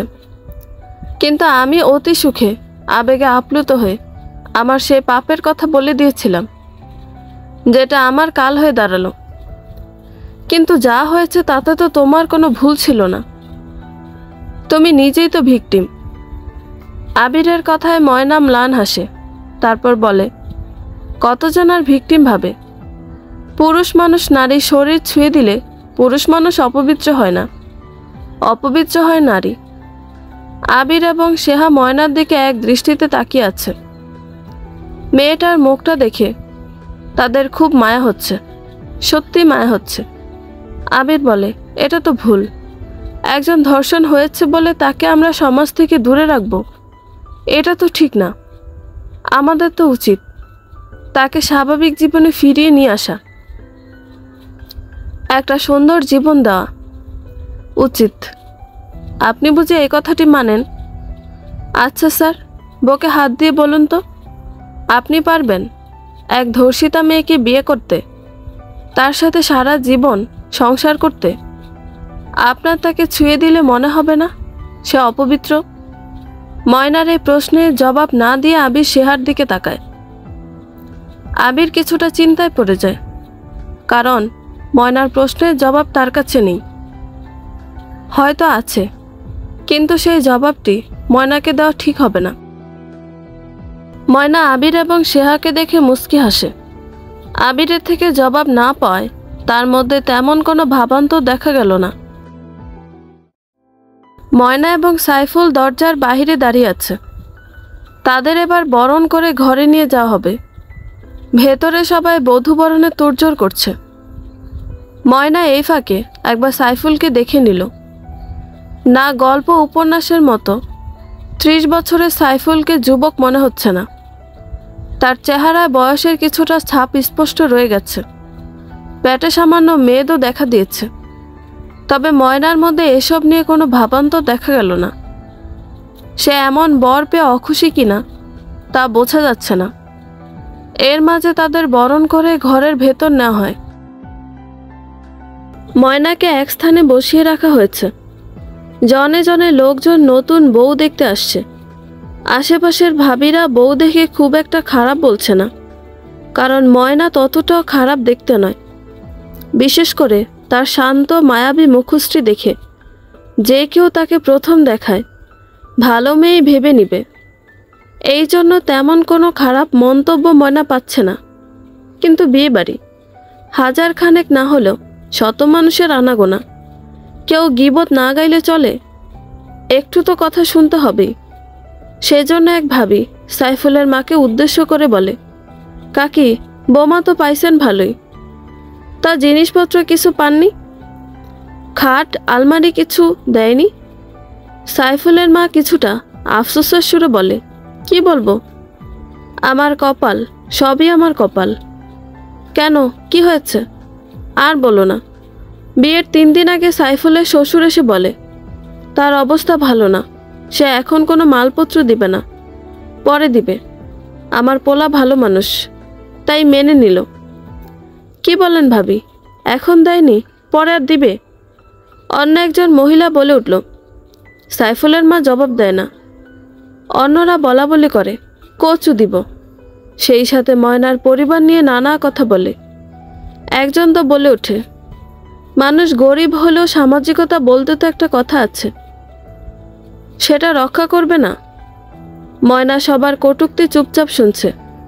সাইফুলের মা জবাবে বলে, কাশেম মোল্লা গরিব, তাছাড়া 2টো মেয়ে হয়েছে, তাদের বিয়ে দেওয়ার চিন্তায় পাগল প্রায়। সেজন্য সে এসব নিয়ে কিছু মনে করেনি। ময়নার এসব কথায় বেশ কান্না পেল। তার ইচ্ছা করছে এখনই বাড়ি গিয়ে সব নিয়ে আসতে। তবে ময়নার স্বামী সম্পর্কে ধারণা বদলে দিয়ে সাইফুল ভেতরের ঘর থেকে বেরিয়ে সবার উদ্দেশ্যে বলে, বাড়ি আমার, বউ আমার, জিনিসপত্র আমি পাইনি। কই, তাতে আমার তো কোনো সমস্যা হচ্ছে না। আপনাদের সমস্যা হচ্ছে কেন? সবাই চুপ করে যায়। সাইফুল তার মাকে উদ্দেশ্য করে বলে, মা, আমাদের কি কম আছে? নেই তো। যেহেতু আমাদের আছে, সেহেতু অন্যরা কি দিল দিল না এসব নিয়ে ভেবে কি হবে? এসব নিয়ে আফসোস করেও বা কি হবে? আমরা কি ভিখারি যে অন্যরা জিনিসপত্র না দিলে চলবে না? একটু থেমে পরক্ষণে বলে, তোমার জন্য ছেলের বৌমা জরুরি নাকি তার বাড়ি থেকে আসা জিনিসপত্র জরুরি? সাইফুল আরও নানা কথা বলে, যার ফলে পাড়া প্রতিবেশী এবং সাইফুলের মা চুপ হয়ে যায়। তারা তাদের ভুল বুঝতে পেরেছে। ময়না বিয়ের পর দ্বিতীয়বারের মতো সাইফুলের দিকে তাকায়। তবে এবারে তাকানোতে কিছুটা মুগ্ধতা ছিল। বাসর ঘরে ময়না এবং সাইফুল পাশাপাশি বসে আছে। তাদের দিয়ে বাসর ঘরের সকল নিয়ম কানুন পালন করিয়ে সবাই চলে গেল। ময়না কিছুটা ভয় পাচ্ছে। সাইফুল ধীরে ধীরে ময়নার ডান হাতের ওপর নিজের ডান হাত রাখে। ময়না কিছুটা চমকে ওঠে। তার ভয়টা বাড়তে শুরু করে। প্রত্যেকটি নারী বোধহয় বাসর ঘরে কিছুটা ভয়, কিছুটা চাপা উত্তেজনা নিয়ে থাকে। ময়নাও তার ব্যতিক্রম নয়। তার মধ্যে ভয়, উত্তেজনা, নতুন জীবনের আগমনী সব অনুভূতি মিলিত অবস্থায় রয়েছে। সাইফুল এবং ময়না দুজনে নীরব ছিল। নীরবতা ভেঙে প্রথম কথা সাইফুল বলে। সে বলে, দেখো, আমার পরিবারে আমার মা ছাড়া কেউ নেই। তাই আমি চাইব তুমি তোমার অবস্থান থেকে তাকে সম্মান করো, তার সেবা করো। তোমার কাছে আমার আর কিছু চাওয়ার নেই। ময়না সাইফুলের মুখের দিকে তাকায়। তার মনে হতে থাকে তার মায়ের মতো তার জীবনে অশান্তি হবে। শাশুড়ি মা দৈনিক সাইফুল বাড়ি আসলে তার নামে নিন্দা করবে, আর সাইফুল সেসব শুনে তাকে মারধর করবে। এত কিছুর ভাবনার মাঝে সাইফুল ময়নার দিকে এগিয়ে আসে। ময়না সাইফুলের চাহিদা বুঝতে পারে, সে বাধা দেয় না। কেন দিবে? এটা তো বৈধ পবিত্র সম্পর্কের বন্ধন, এখানে তো কোনো পাপ নেই, তাইলে বাধা কেন দিবে? ময়না এবং সাইফুলের বিয়ের কয়েকটা দিন কেটে যায়। ময়নার মানুষটিকে খারাপ মনে হয় না, বরং মানুষটাকে তার ভালোবাসতে মন চায়। এটাই বোধহয় বিয়ের বন্ধন। 3 কবুলে এক অজানা অচেনা মানুষ জীবনের সবচেয়ে আপন মানুষ হয়ে ওঠে। সেদিন বিকালে ময়না এবং তার শাশুড়ি বসেছিল। সেই সময় সাইফুল বাড়িতে আসে। শাশুড়ি সাইফুলকে দেখে বলে, পাশের বাড়ির মোকলেসের বউ কত কাজবাজ করে, সংসারের সব কাজ করে, শাশুড়িকে কোনো কাজ করতে দেয় না। কিন্তু আমার কপালে কি জুটল, যে কাজ দেই মেয়েটা সেই কাজই পারে না। এই বুড়ো বয়সে আমার কাজ করা লাগে। ময়না অবাক হয় না, কারণ সে ছোটবেলা থেকে দেখেছে তার মা সংসারে এত এত কাজ করার পরও দিন শেষে সবাই বলতো কোনো কাজ করে না। দাদির মুখের সামনে খাবার তুলে দিল, সারাদিন সে কাজ করছে, তেমনটাই শুনতে হতো। সেজন্য ময়না অবাক হয় না, তবে তার শান্ত চোখে কিছুটা ভয় ফুটে ওঠে। সাইফুল এখন তাকে খুব মারবে না, তেমনটা হয় না। সাইফুল তাকে অবাক করে দিয়ে তার মাকে বলে, ছোট মানুষ, কাজ পারে না, শিখিয়ে নাও। পাকা গিন্নি হয়ে গেলে তুমি ছুটি নিয়ে নিবে সংসারের কাছ থেকে। সাইফুলের মা থতমত খেয়ে যায়। ময়না বিস্ময়ের দৃষ্টিতে সাইফুলের দিকে তাকায়। সাইফুল তাদের দুজনের দৃষ্টি উপেক্ষা করে চলে যায়। একটু পর ময়না ঘরে আসলে সাইফুল তাকে জড়িয়ে ধরে, তারপর পাশে বসিয়ে বলে, সংসারটা তোমার ময়না, তোমাকে সবটা সামলাতে হবে। আমার মায়ের তো বয়স হয়েছে, তাই তাকে দিয়ে কাজ করানো যাবে না। কিন্তু সাইফুল ময়নার মুখে হাত দিয়ে থামিয়ে দেয়, তারপর বলে, শোনো ময়না, আমি আমার মায়ের বিরুদ্ধে কোনো কথা তোমার মুখে শুনতে চাই না। তার বিরুদ্ধে কোনো কথা বলার পূর্বে তুমি মাথায় রাখবা সে আমার মা। ময়না বুঝদারের মতো মাথা নাড়ায়। সে কিছুটা কষ্ট পায়। তার একটু আগে মনে হয়েছিল সাইফুল তার পক্ষে, কিন্তু এখন যা দেখছে তাতে মনে হচ্ছে সাইফুল তখন ভালো সেজেছে তার মায়ের সামনে, এখন তাকে শাসন করছে। ময়না অনেকটা কষ্ট পায়। ময়না সেদিনে সেই কষ্ট দূর হয়ে যায় সাইফুলের সাথে তার মায়ের কথা শুনে। ময়না রাতের খাবারের জন্য শাশুড়ি মাকে ডাকতে এসে মা ছেলের কথা শুনে দাঁড়িয়ে যায়। সাইফুল তার মাকে বলছে, মা, ময়না আমার বউ, তোমার বৌমা। সে আর মোকলেসের বউ আলাদা। তুমি কেন তাদের একে অপরের তুলনা করছো? একজনের গুণ দেখে সেই গুণ অন্যজনের মধ্যে খুঁজছ। আমাদের যদি অন্যদের বউয়ের মতোই বউ চাই, তাহলে কষ্ট করে আলাদা একটি মেয়েকে বিয়ে করার প্রয়োজন হয়েছে কেন? বিয়েটা আমরা তাকেই করতাম, তাই না? সাইফুলের মা প্রথম থতমত খেয়ে গেল, পরে বলে, বিয়ের 2 দিন হতে পারল না, অমনি বউ পাগলা হয়ে গেলি? না মা, বউ পাগলা হয়নি। আমি তোমাকে বোঝাতে চাচ্ছি, তুমি যেমন আমার মা, সেও আমার স্ত্রী। আমার জীবনে দুজনের অস্তিত্ব রয়েছে। একটু থেমে পরক্ষণে সাইফুল তার মাকে জড়িয়ে ধরে বলে, মা, আমি আমার জীবনের সবচেয়ে প্রিয় দুজন মানুষের মধ্যে দ্বন্দ্ব দেখতে চাই না, এটা আমার পছন্দ নয়। দরজার আড়ালে দাঁড়িয়ে ময়না এসব শুনছে। তার সাইফুলের প্রতি ভালোবাসা আরও বেড়ে গেল। এই প্রথম ময়না বুঝল, পুরুষ মানুষ শুধু মায়ের কথা শুনে বউকে অথবা বউয়ের কথা শুনে মাকে কষ্ট দেয় না। সে চাইলে দুজনকে বুঝিয়ে সংসারে তাদের এক করে রাখতে পারে।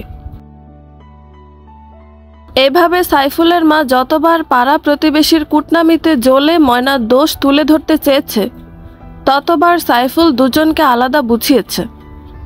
ময়নাকে যথেষ্ট শাসন করেছে, কিন্তু মাকে তো শাসন করা যায় না, তাই যথেষ্ট ঠান্ডা মাথায় তাকে বুঝিয়েছে। ধীরে ধীরে ময়না সাইফুলের প্রতি ভালোবাসা বাড়ে। তাদের সম্পর্ক দিনে দিনে সুন্দর হয়ে উঠছে। একদিন যে সাইফুলকে ময়না তার চেয়ে বড় বুড়ো লোক মনে হয়েছে, সেই সাইফুলকে ছাড়া এখন তার নিজেকে কেমন অনুভূতি শূন্য লাগে। তোমার গল্পের সাথে তো বাস্তবতা মিলছে না। আবির মাহমুদ কৌতূহল ধরে রাখতে না পেরে ময়নার দিকে প্রশ্ন ছুড়ে দেয়। ময়না ম্লান হাসে। সেও বলে, ঠিক তো, সাইফুল আলম যদি এত ভালো স্বামী হয়, তবে তোমরা দুজন আলাদা কেন হয়েছ? পানি খাবো, আমাকে একটু পানি দিবেন? ময়নার এই কথাটি শুনে আবির সেহাকে ইশারা করে। সেহা গিয়ে পানি নিয়ে আসে। ময়না পানি খায়, তারপর বলে, আমি ভীষণ বোকা ছিলাম। আমি বুঝিনি ভালোবাসাকে কিভাবে সারা জীবন ধরে রাখতে হয়। আসলে এমন স্বামী পাবো, একটা সুখের সংসার পাবো, কল্পনা করিনি। পেয়ে এতটাই মগ্ন হয়ে গেলাম যে ভুল করে বসলাম। সে ভুলের মূল্য দিলাম। আবির এবং সেহা ময়নার দিকে জিজ্ঞাসা দৃষ্টিতে তাকিয়ে আছে। ময়না বলে, আপনাদের বলেছিলাম না, যে পুরুষ মা এবং বউ দুজনের মধ্যে ব্যালেন্স করে চলতে পারে সেই পুরুষ উত্তম। তার সাথে বিয়ে হওয়া স্ত্রীর জীবনটাও সুখের, অনেক সুখের। ময়না একটু থেমে পুনরায় বলে, আমিও সুখী ছিলাম, অনেক সুখী। দাম্পত্য জীবন এত সুখের হয় আমার জানা ছিল না। ময়না এটা বলে মুচকি হাসে। তার স্মৃতির পাতায় সাইফুলের সাথে কাটানো ঘনিষ্ঠ মুহূর্ত ভেসে ওঠে। সাইফুলের সাথে ময়নার বিবাহিত জীবনের 6 মাস কেটে যায়। তাদের জীবন খুব সুখে কাটছিল। একদিন দুজন খুব কাছাকাছি ছিল। সেই অবস্থায় সাইফুল বলে, তোমার বিয়ের আগে কোনো প্রেম ছিল? না, ময়না জবাব দেয়। তারপর সাহস করে জিজ্ঞেস করে, আপনার ছিল? ছিল। সাইফুলের মুখে এমন কথা শুনে ময়নার কিছুটা খারাপ লাগে। সাইফুল ম্লান হেসে বলে, বেশি দিনের সম্পর্ক নয়, খুব কম সময়ের, তেমন গভীর না। আর আর আমি এখন আমার ময়নাকে সবচেয়ে বেশি ভালোবাসি। তার কাছে ওসব পুরনো স্মৃতি খুবই তুচ্ছ। ময়না সাইফুলের এই কথায় খুশি হয়। সাইফুল ময়নাকে বোঝায়, বিয়ের আগে ওরকম সামান্য প্রেম যে কারো থাকতে পারে, তবে বিয়ের পর কোনো সম্পর্কে না জানানোটা হলো আসল। ময়না মাথা নাড়ায়। হঠাৎ ময়না রাজীব খানের নিকৃষ্ট কাজের কথা মনে পড়ে। তার চোখ দিয়ে পানি গড়িয়ে পড়ে। সাইফুল এটা দেখে বলে, তুমি কি খুব বেশি কষ্ট পেয়েছ? আমি আপনাকে আমার জীবনের খুব খারাপ একটি সত্য বলতে চাই। ময়নার এমন কথায় সাইফুল কিছুটা অবাক হয়। ময়না বলে, আমি আপনাকে খুব ভালোবাসি। আমার মনে হয় এটা আপনার জানা উচিত। কি এমন সত্যি? সাইফুলের প্রশ্নের জবাবে ময়না খুব আস্তে আস্তে তার সাথে ঘটে যাওয়া ঘটনা বলে, যেটা শুনে সাইফুল পুরো স্তব্ধ হয়ে যায়। ময়না সাইফুলের মুখের দিকে তাকিয়ে মনে মনে বলে, আপনি নিশ্চয়ই আপনার ভালোবাসা, ভরসা, বিশ্বাস দিয়ে আমার জীবনের ওই খারাপ স্মৃতি মুছে দিবেন।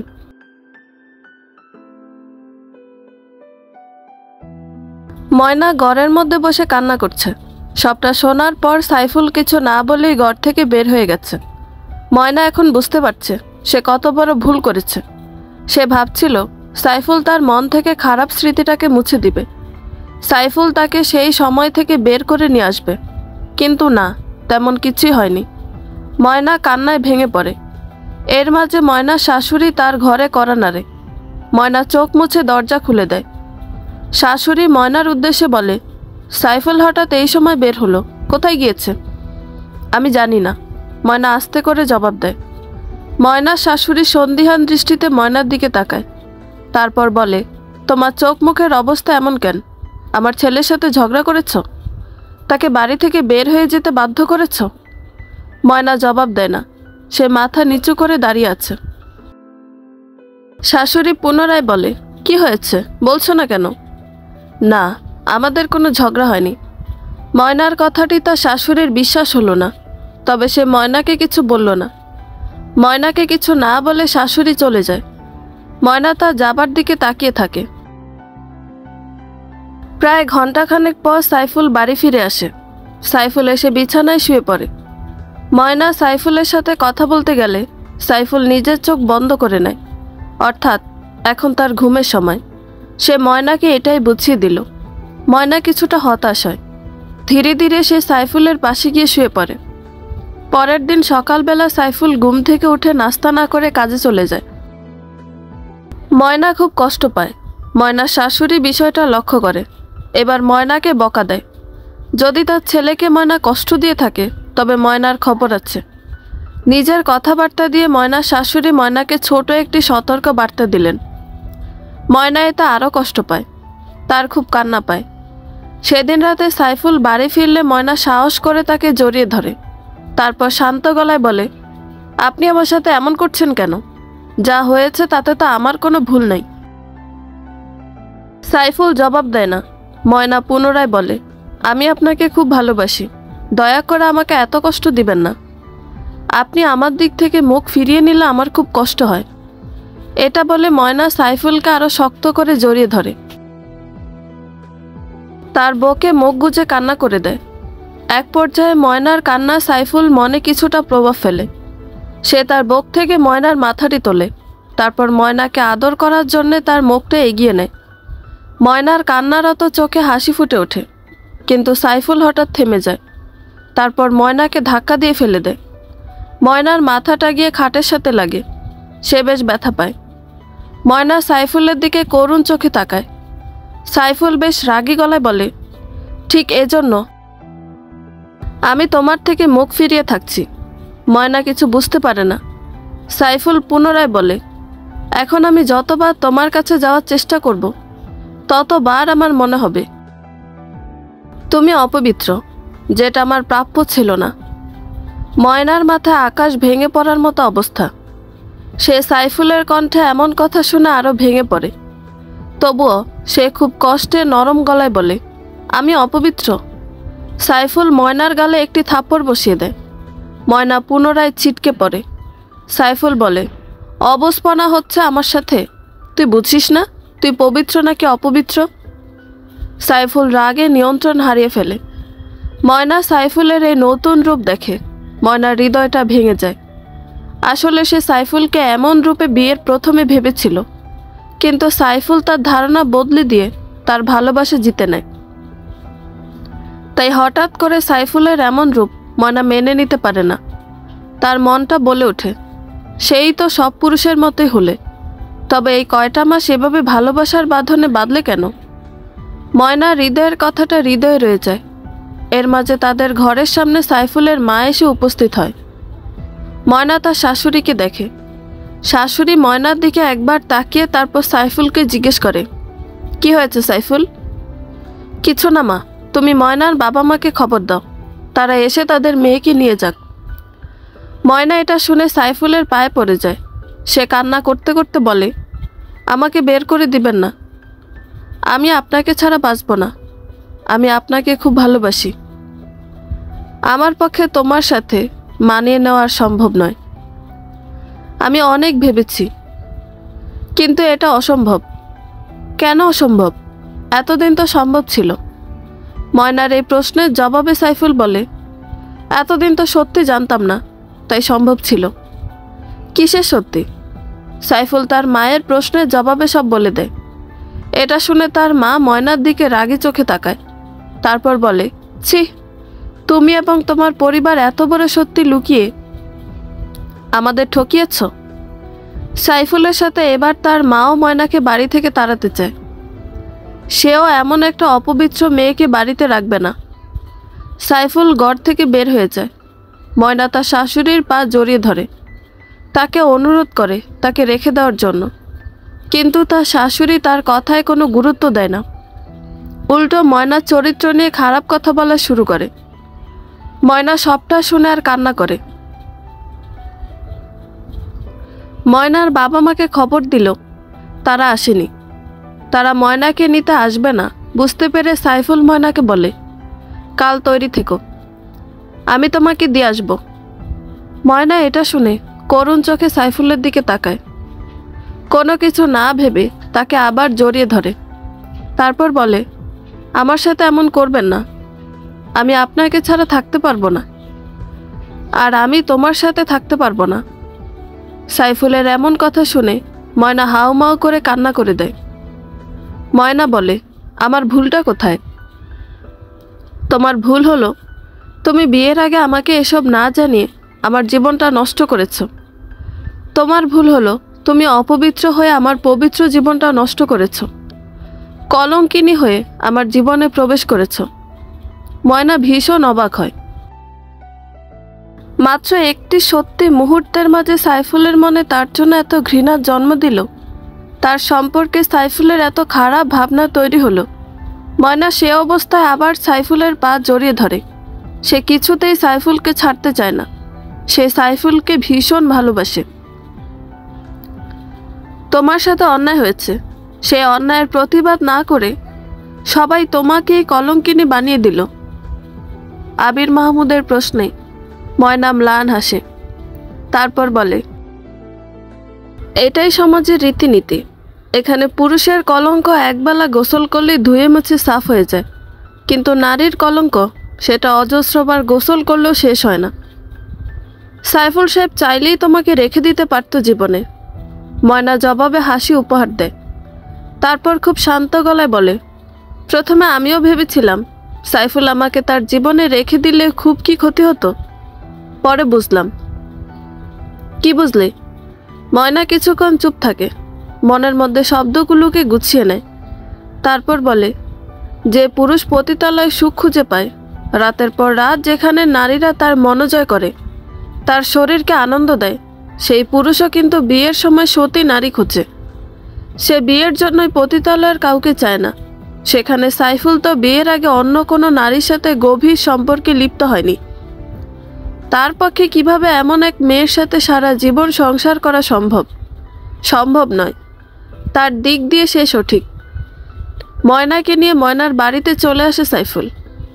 পারুল বেগম এবং কাশেম মোল্লা বারবার সাইফুলকে অনুরোধ করে ময়নাকে ছেড়ে না দেওয়ার জন্য, কিন্তু সাইফুলের এক কথা, এভাবে সংসার করা সম্ভব নয়।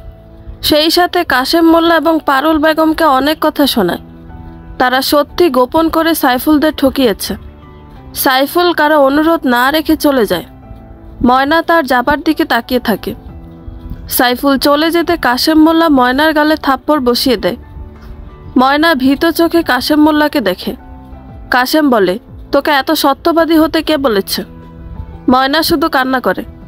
কাশেম মোল্লা ময়নার মুখ চেপে ধরে বলে, সারা জীবন আমার ঘরে বসে খেতে চাস তুই? মানুষ সন্তান জন্ম দেয় ভালো থাকার জন্য, আর তুই সন্তান হয়ে বাবা মাকে জ্বালায় রাখিস।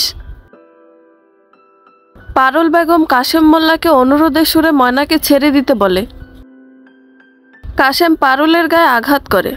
তারপর বলে, সব হয়েছে তোর জন্য, মেয়েকে শিক্ষা দিতে পারিসনি। কাশেম মোল্লা পরপর কয়টা গালি দেয় পারুল বেগমকে।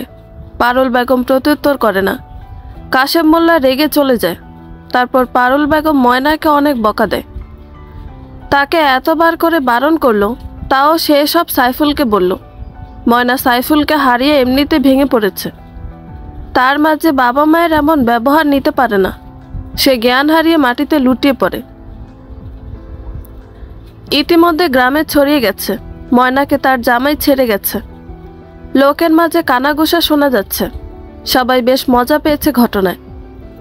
তাই ময়নাকে তার জামাইয়ের ছেড়ে দেওয়ার আসল কারণ না জানলেও রং মিশিয়ে নানা কাহিনী বানাতে সময় নিল না তারা। তবে তাদের এসে সরাসরি কথা শোনাতে পারছে না।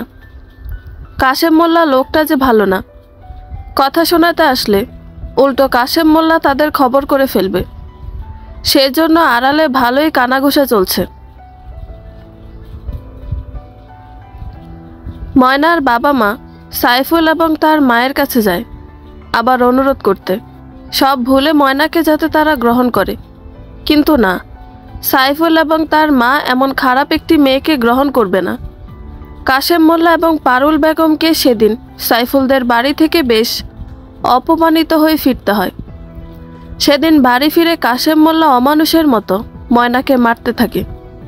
প্রথমত, সাইফুলদের বাড়িতে তাদের যথেষ্ট অপমান করা হয়েছে। দ্বিতীয়ত, সাইফুল ডিভোর্সের কথা তুলেছে। আগামী 3 মাসের মধ্যে ডিভোর্স হয়ে যাবে। সেজন্য কাশেম মোল্লা ময়নার উপর অনেক রেগে যায়। ময়না মার সহ্য করতে না পেরে বারবার অনুরোধ করে তাকে আঘাত না দেওয়ার জন্য, কিন্তু তার পাষণ্ড বাবা সেসব শোনে না। পারুল বেগমও ভয়ে তাকে থামায় না। সেই ঘটনার 2 দিন পর কাশেম মোল্লা ময়নার সাথে আলোচনায় বসে। কাশেম প্রথমে জিজ্ঞেস করে, ময়না, তুই জামাইয়ের সাথে থাকতে চাস? হ্যাঁ, আমি তাকে ছাড়তে চাই না। আমি তার সাথে সারা জীবন থাকতে চাই। ময়নার মুখে এমন কথা শুনে কাশেম মোল্লা খুব খুশি হয়। তারপর বলে, তাহলে কাল তৈরি থাকিস, কাল তোকে শ্বশুরবাড়ি নিয়ে যাব। কিন্তু সে কি আমাকে রাখবে? ময়না বেশ ব্যথিত গলায় বলে। কাশেম মোল্লা মুচকি হেসে বলে, রাখবে, তবে সেই জন্য তোকে একটি কাজ করতে হবে। কি কাজ? ময়না বুঝতে না পেরে প্রশ্ন করে। কাশেম মোল্লা পারুল বেগমের দিকে তাকায়। পারুল বেগম বলে, তোকে জামাইকে বলতে হবে তুই গর্ভবতী। সন্তানের দিকে তাকিয়ে যেন তোকে মেনে নেয়। কিন্তু আমি তো গর্ভবতী নই। ময়নার বোকামি দেখে কাশেম মোল্লা বিরক্ত হয়। রেগে বলে, তোকে যেটা বলতে বলা হয়েছে সেটা বলবি। জামাই মেনে নিলে তারপর বাচ্চা নিয়ে নিবি সাথে সাথে। ময়না এতক্ষণে বুঝতে পারে তার বাবা মা মিথ্যা বলে তাকে সাইফুলকে পেতে বলছে। ময়না দ্বিমত পোষণ করে না, কারণ সেও সাইফুলের সাথে থাকতে চায়। তবে মনে মনে বেশ ভয় পায়, সাইফুল সত্যি জানতে পেরে যদি তাকে ছেড়ে দেয়। কাশেম মোল্লা এবং পারুল বেগম ময়নাকে বোঝায় তাকে কিভাবে কি করতে হবে।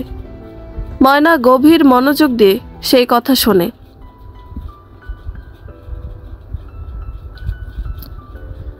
সাইফুল কাজে যাবার জন্য বের হচ্ছিল, তখন ময়না এবং তার বাবা মাকে দেখে বিরক্ত হয়। বেশ খানিকটা রাগী কণ্ঠে বলে, এখানে কি করছো? তোমাকে তো বলে দেওয়া হয়েছে এই বাড়ির দরজা তোমার জন্য বন্ধ। ময়না সাইফুলের রাগ দেখে ভয় পায়। সাইফুলের মা বলে, নির্লজ্জের মতো নিজের অপবিত্র মুখ নিয়ে চলে আসলে লজ্জা করে না? কাশেম মোল্লা যথেষ্ট শান্ত গলায় বলে, দেখুন, তালাক সব সমস্যার সমাধান নয়। আপনি আর কথা বাড়াবেন না।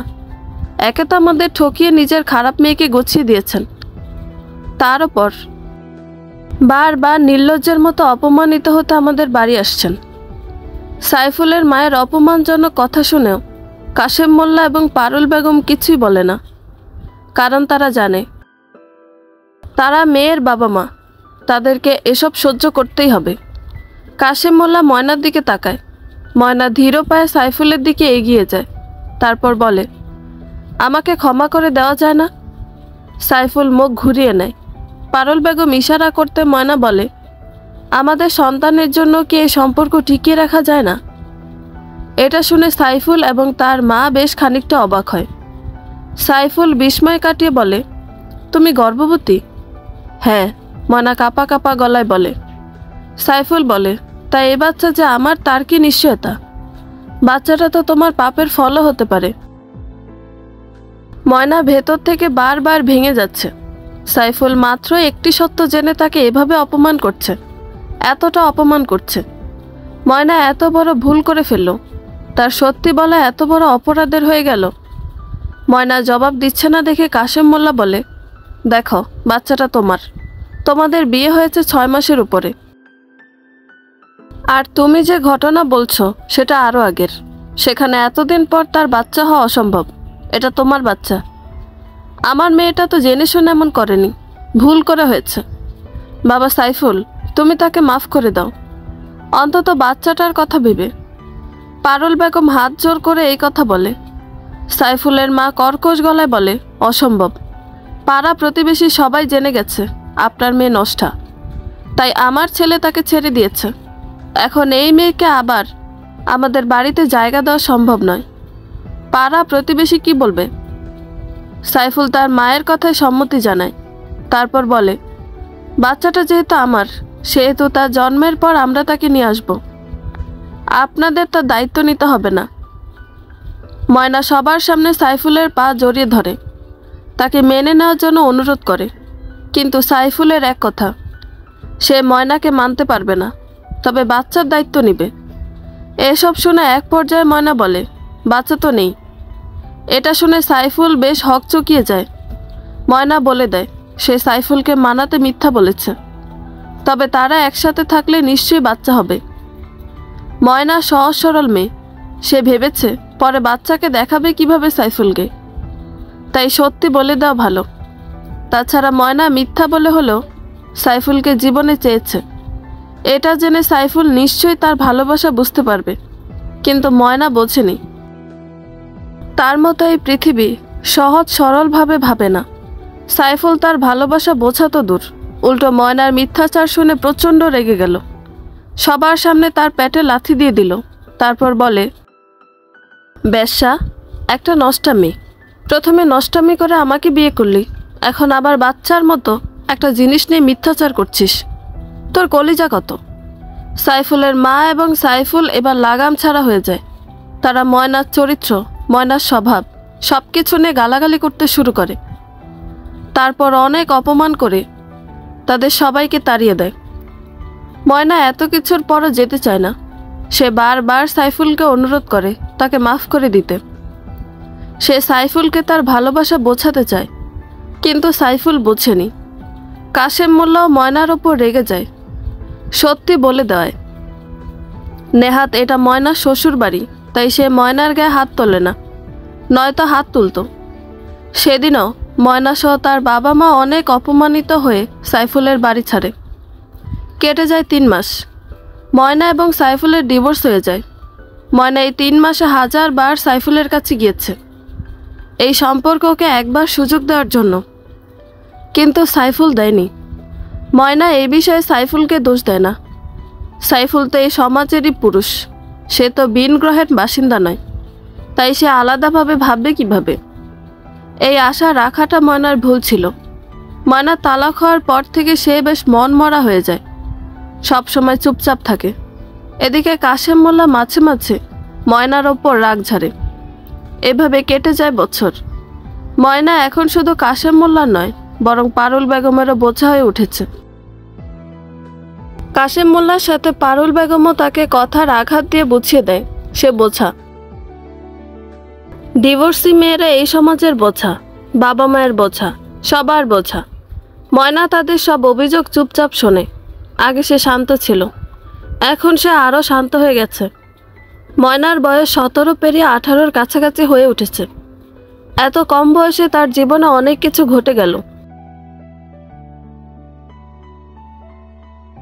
সেদিন রাতে কাশেম মোল্লা এসে দেখে ময়না ভাত খাচ্ছে। কাশেম মোল্লা হন্তদন্ত হয়ে ময়নার সামনে এসে তার হাত থেকে ভাতের প্লেট কেড়ে নেয়। তারপর তাকে এক লাথি দেয়। কাশেম মোল্লা বলে, কুকুরের বাচ্চা, তুই মরতে পারিস না? বসে বসে শুধু আমার অন্ন ধ্বংস করস। পারুল বেগম সেখানে বসা ছিল, কিন্তু না, সে ময়নাকে ধরল। কাশেম মোল্লা আরও একটি লাথি দিল ময়নাকে। তারপর দ্বিগুণ রেগে বলে, তোকে কে বলেছিল সত্যবাদী হতে? বেশি সত্যবাদী হতে চেয়েছিলি তাই না? যা, এবার আমার ঘর থেকে বের হ। তোর মতো বিবাহিত ডিভোর্স মেয়েকে সারা জীবন ঘরে বসে খাওয়াবো নাকি আমি? ময়না ভীষণ ভয় পায়। তার বাবা তাকে বাড়ি থেকে বের করে দিবে নাকি? ময়না ভীত গলায় বলে, আমি কোথায় যাব? কাশেম মোল্লা দেখে ময়না ভয় পাচ্ছে, তবুও তার মনে দয়া হলো না। সে আবার ময়নাকে লাথি মারে। তারপর বলে, জাহান্নামে যা, যেখানে খুশি সেখানে যা, আমাকে মুক্তি দে, তোর জ্বালায় আমি অতিষ্ঠ। ময়না ভয়ে গুটিয়ে নেয় নিজেকে, জবাব দেয় না।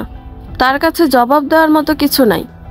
কাশেম মোল্লা পুনরায় বলে, যা, সাইফুলের বাড়ি যা, তার নতুন বউয়ের কামলাগিরি কর গিয়ে, দেখ কামলা হিসাবে তোকে নেয় কিনা। নতুন বউ? ময়না অবাক কণ্ঠে বলে। কাশেম মোল্লার কথায় বুঝতে পারে ময়না সাইফুল বিয়ে করতেছে, সেজন্য মূলত কাশেম মোল্লা আজ তার ওপর এত রেগে গেছে। কয়েকদিনের মাঝে সাইফুলের দ্বিতীয় বিয়ে হয়ে যায়। ময়না বিয়ের দিন গিয়েছিল। লুকিয়ে সাইফুল এবং তার বউকে দেখে নেয়, সেই সাথে মনকে বোঝায় এই মানুষটা আর তার নেই। এই মানুষটার জন্য তার হৃদয়ে কিছু থাকা উচিত নয়। ময়নার জন্য সাইফুলকে পাওয়ার আশা চিরতরে শেষ হয়ে যায়। যদিও তালাকের পর সব সম্পর্কে এমনি শেষ, তবুও ময়না সাইফুলকে ভালোবাসত। অবুঝ কিশোরী হৃদয়ের প্রথম ভালোবাসা ছিল বলে কথা, সেজন্য মনে থেকে গিয়েছিল। কিন্তু আজ ময়না সাইফুলের নতুন জীবনকে শুভেচ্ছা জানিয়ে তার মনকে বোঝায়। তারা সাইফুলকে নিয়ে ভাবলে চলবে না, একদমই না। ময়না সেদিন বাড়ি এসে খুব কান্না করে, কিন্তু তার কান্না দেখে সান্ত্বনা দেওয়ার মতো মানুষ ছিল না। ময়না তালাকের কথা শুনে তার বোন দুলাভাই এসেছিল কয়েকদিন। ময়না তাদের থেকে দূরে থাকার চেষ্টা করেছে সবসময়। তবে আজ আবার রাজীবের কণ্ঠ পেয়ে তার বুকের মধ্যে পুরনো ভয়টা জেগে উঠল। ময়না আড়ালে সরে থাকে। রাজীব বাড়ি ঢুকে পারুল বেগম এবং কাশেম মোল্লাকে ডাকে। কাশেম মোল্লা রাজীবের প্রতি ভীষণই বিরক্ত। যতই ময়নাকে দোষ দিক, সে জানে সব হয়েছে রাজীবের জন্য, কিন্তু বড় মেয়েটা সংসারের কথা ভেবে চুপ থাকছে। কাশেম মোল্লা বিরক্ত গলায় বলে, কিসের জন্য আসছ? আপনারা ময়নার আবার বিয়ে দিবেন না? রাজীব বেশ নরম গলায় জানতে চাইল। পারুল বেগম এটা শুনে নিজেকে ধরে রাখতে না পেরে বলে, কে বিয়ে করবে? আমরা তো কম চেষ্টা করছি না। ও ডিভোর্সি, এটা শুনে সবাই চলে যায়। তার ওপর তুমি ওর সাথে যা করছো সেটা জানলে তো কেউ আমাদের বাড়িমুখ হবে না। কাশেম মোল্লাও জানায়, 1 বছরে তারা অনেক পাত্র দেখেছে, কিন্তু কেউ তেমন সাড়া দেয়নি। রাজীব বলে, তারা সাড়া দেয়নি বলে তো আপনারা চুপ থাকবেন? বিষয়টা এমন নয়। আপনারা ওকে এতদিন এভাবে ঘরে রাখবেন? রাখতে কে চায়, কিন্তু পাত্র কোথায় পাবো? আমরা তো চাই তাকে বিয়ে দিতে। পাত্র যেমনই হোক, আমাদের সমস্যা নেই। একজন ছেলে হলে হলো, যে ময়নাকে বিয়ে করতে রাজি হবে। কাশেম মোল্লার এই কথায় রাজীব কেন জানি না খুশি হয়ে যায়। তারপর সে বলে, আমার খোঁজা একজন পাত্র আছে। পাত্র আছে? পারুল বেগম এবং কাশেম মোল্লা কিছুটা খুশি হয়। পরক্ষণে ময়নার কথা জেনে বিয়ে করতে রাজি হবে কিনা সেটা ভেবে মন খারাপ হয়ে যায়। তখন রাজীব বলে, সে ময়নার ব্যাপারে সব জানে। ময়না ডিভোর্সি, সেই সাথে আমার সাথে ঘটা ঘটনাও জানে। সব জেনেই সে ময়নাকে বিয়ে করতে চায়। কি সত্যি এমন ছেলে পাওয়া গেছে? কাশেম মোল্লা যেন আশার আলো দেখল। রাজীব বলে, হ্যাঁ, সে আমার দুঃসম্পর্কের এক কাকা হয়। স্ত্রী গত হয়েছেন, তার এখন সঙ্গী দরকার, সেজন্য বিয়ে করতে চাচ্ছে। রাজীবের কাকা হয় শুনে ময়না বুঝে যায় লোকটা কেমন হবে। তার দাদুর বয়সী কেউ। ময়না মনে মনে বেশ ভয় পেতে শুরু করে। সে মনে মনে চাইছিল তার বাবা মা রাজি না হোক, কিন্তু তাকে হতাশ করে দিয়ে কাশেম মোল্লা এবং পারুল বেগম রাজি হয়ে যায়। রাজীব বলে, তাহলে আগামীকাল ময়নাকে দেখতে নিয়ে আসি তাকে। কাশেম মোল্লা সম্মতি দেয়। রাজীব বিদায় নিয়ে চলে যায়। ময়না আবারও ভেতর থেকে ভেঙে যায়। তবে পারুল বেগমের কিছু সময়ের জন্য সুবুদ্ধি উদয় হয়। তাই সে বলে, আচ্ছা রাজীবের কাকা, সে তো বয়সে প্রায় 45 বছরের বড় হবে। এমন একজনের সাথে ময়নার বিয়ে দিব আমরা? কাশেম মোল্লা সাথে সাথে পারুল বেগমের গালে থাপ্পড় বসিয়ে দেয়। তারপর বলে, তোর ওই নষ্টা মেয়েকে কচি খোকা বিয়ে করবে ভাবছিস তুই? এই কথাটা বোধহয় ময়নার জন্য সবচেয়ে কষ্টের ছিল। নিজের বাবার মুখে নিজের সম্পর্কে এমন কথা শুনে সে পুরো নির্বাক হয়ে যায়। তার ভেতরটা এভাবে বারবার ভেঙে যাচ্ছে। সে বুঝতে পারে তার ভেতরটাই কিছু নাই, সেটা কয়েকশো টুকরো হয়ে গেছে। অন্যদিকে পারুল বেগম থাপ্পড় খেয়ে স্বামীর কথায় তাল মেলায়। পরের দিন যথারীতি রাজীব তার কাকাকে নিয়ে আসে। সে এসে ময়নাকে দেখে যায়। ময়না তাকে দেখেই বিরক্ত লাগলো। বয়স প্রায় 60-এর কাছাকাছি। শুনেছে বিয়ে আগে 2টা হয়েছে, এখন আবার বিয়ে করবে, তাও ময়নার মতো এত ছোট একজনকে। ময়না মনে মনে দ্বিমত পোষণ করলো। বাবার ভয়ে মুখ ফুটে বলতে পারে না। ময়নাকে ভেতরের ঘরে পাঠিয়ে দিয়ে কাশেম মোল্লা এবং রাজীবরা কথা বলছিল। তারা বিয়ের দিনক্ষণ ঠিক করছিল। কাশেম মোল্লা চাচ্ছিল যত তাড়াতাড়ি সম্ভব বিয়েটা হয়ে যাক, তাহলে তার মাথা থেকে বোঝা কমে। সেজন্য সে এই সপ্তাহের মাঝে বিয়ে ঠিক করে। যেটা শুনে ময়না আরও ভেঙে পড়ে, কিন্তু তার বাধা দেওয়ার উপায় নেই, অধিকার নাই।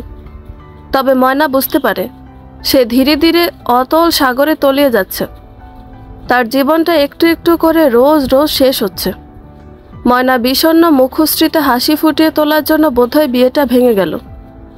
মূলত রাজীবের কাকা মারা গেছে, হঠাৎ হার্ট অ্যাটাক করে মারা গিয়েছে। এটা শুনে ময়না খুশি হয়। অন্যদিকে কাশেম মোল্লা এবং পারুল বেগম বেশ চিন্তিত হয়ে পড়ে। ডিভোর্সি মেয়েকে বিয়ে দেওয়ার যে একটা পাত্র পেয়েছিলেন সেটাও গেল।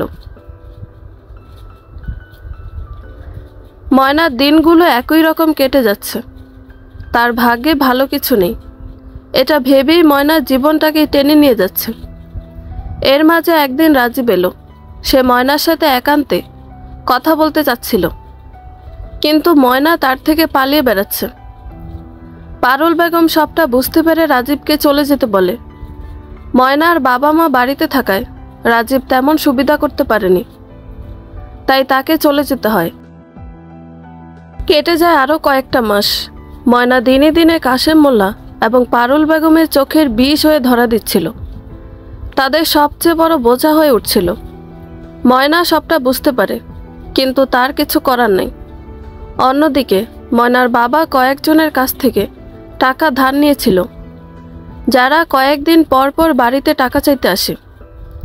সেদিন তো রতন হাওলাদার এসে কাশেম মোল্লার কলার চেপে ধরে বলে, টাকা কি গাছে ধরে? 2 দিন পর পর শুধু বলবি অমুক দিন দিব, তমুক দিন দিব, সেই অমুক দিন আর আসে না।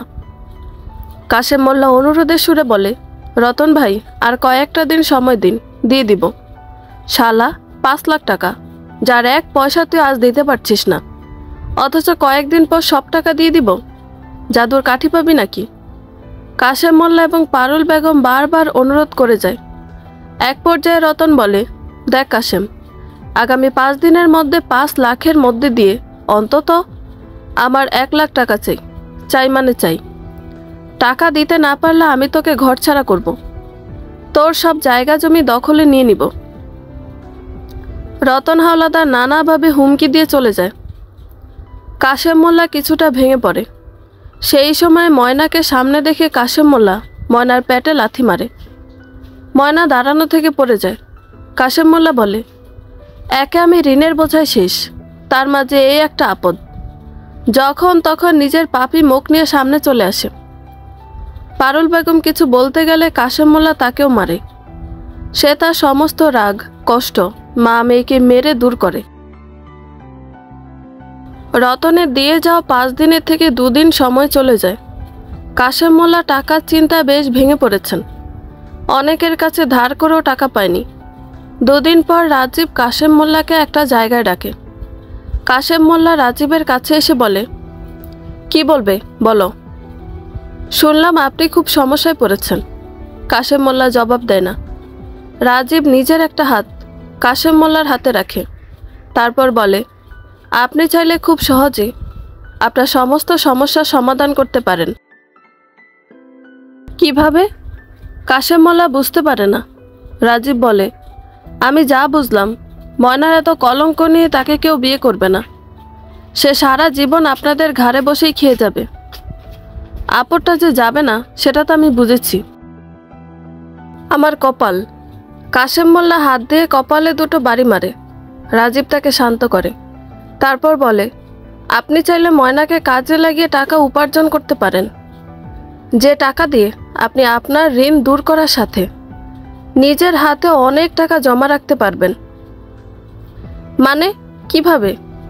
ময়না কি এমন কাজ পারে যে সে এত টাকা উপার্জন করবে? কাশেম মোল্লা কিছুই বুঝতে পারে না। তখন রাজীব ধীরে ধীরে কাশেম মোল্লাকে পুরোটা খুলে বলে। কাশেম মোল্লা রেগে যায়, রাগান্বিত গলায় বলে, এসব কি বলছো?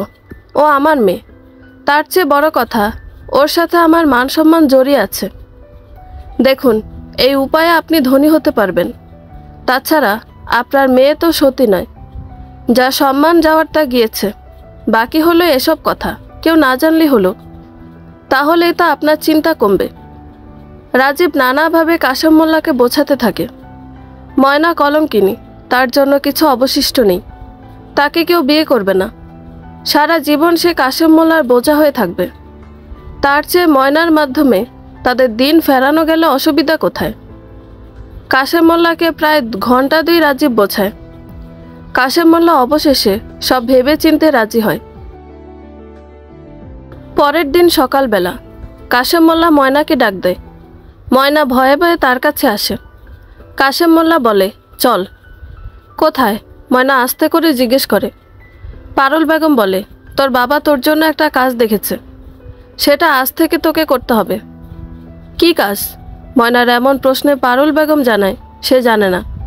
তাকে কাশেম মোল্লা কাজ সম্পর্কে বিস্তারিত বলেনি। তখন কাশেম মোল্লা বলে, তোদের এত জানানো লাগবো কেন? পারুল বেগম চুপ করে যায়। কাশেম মোল্লা ময়নাকে বলে, কি কাজ সেটা তো গেলেই দেখতে পাবি, এত কথা কিসের?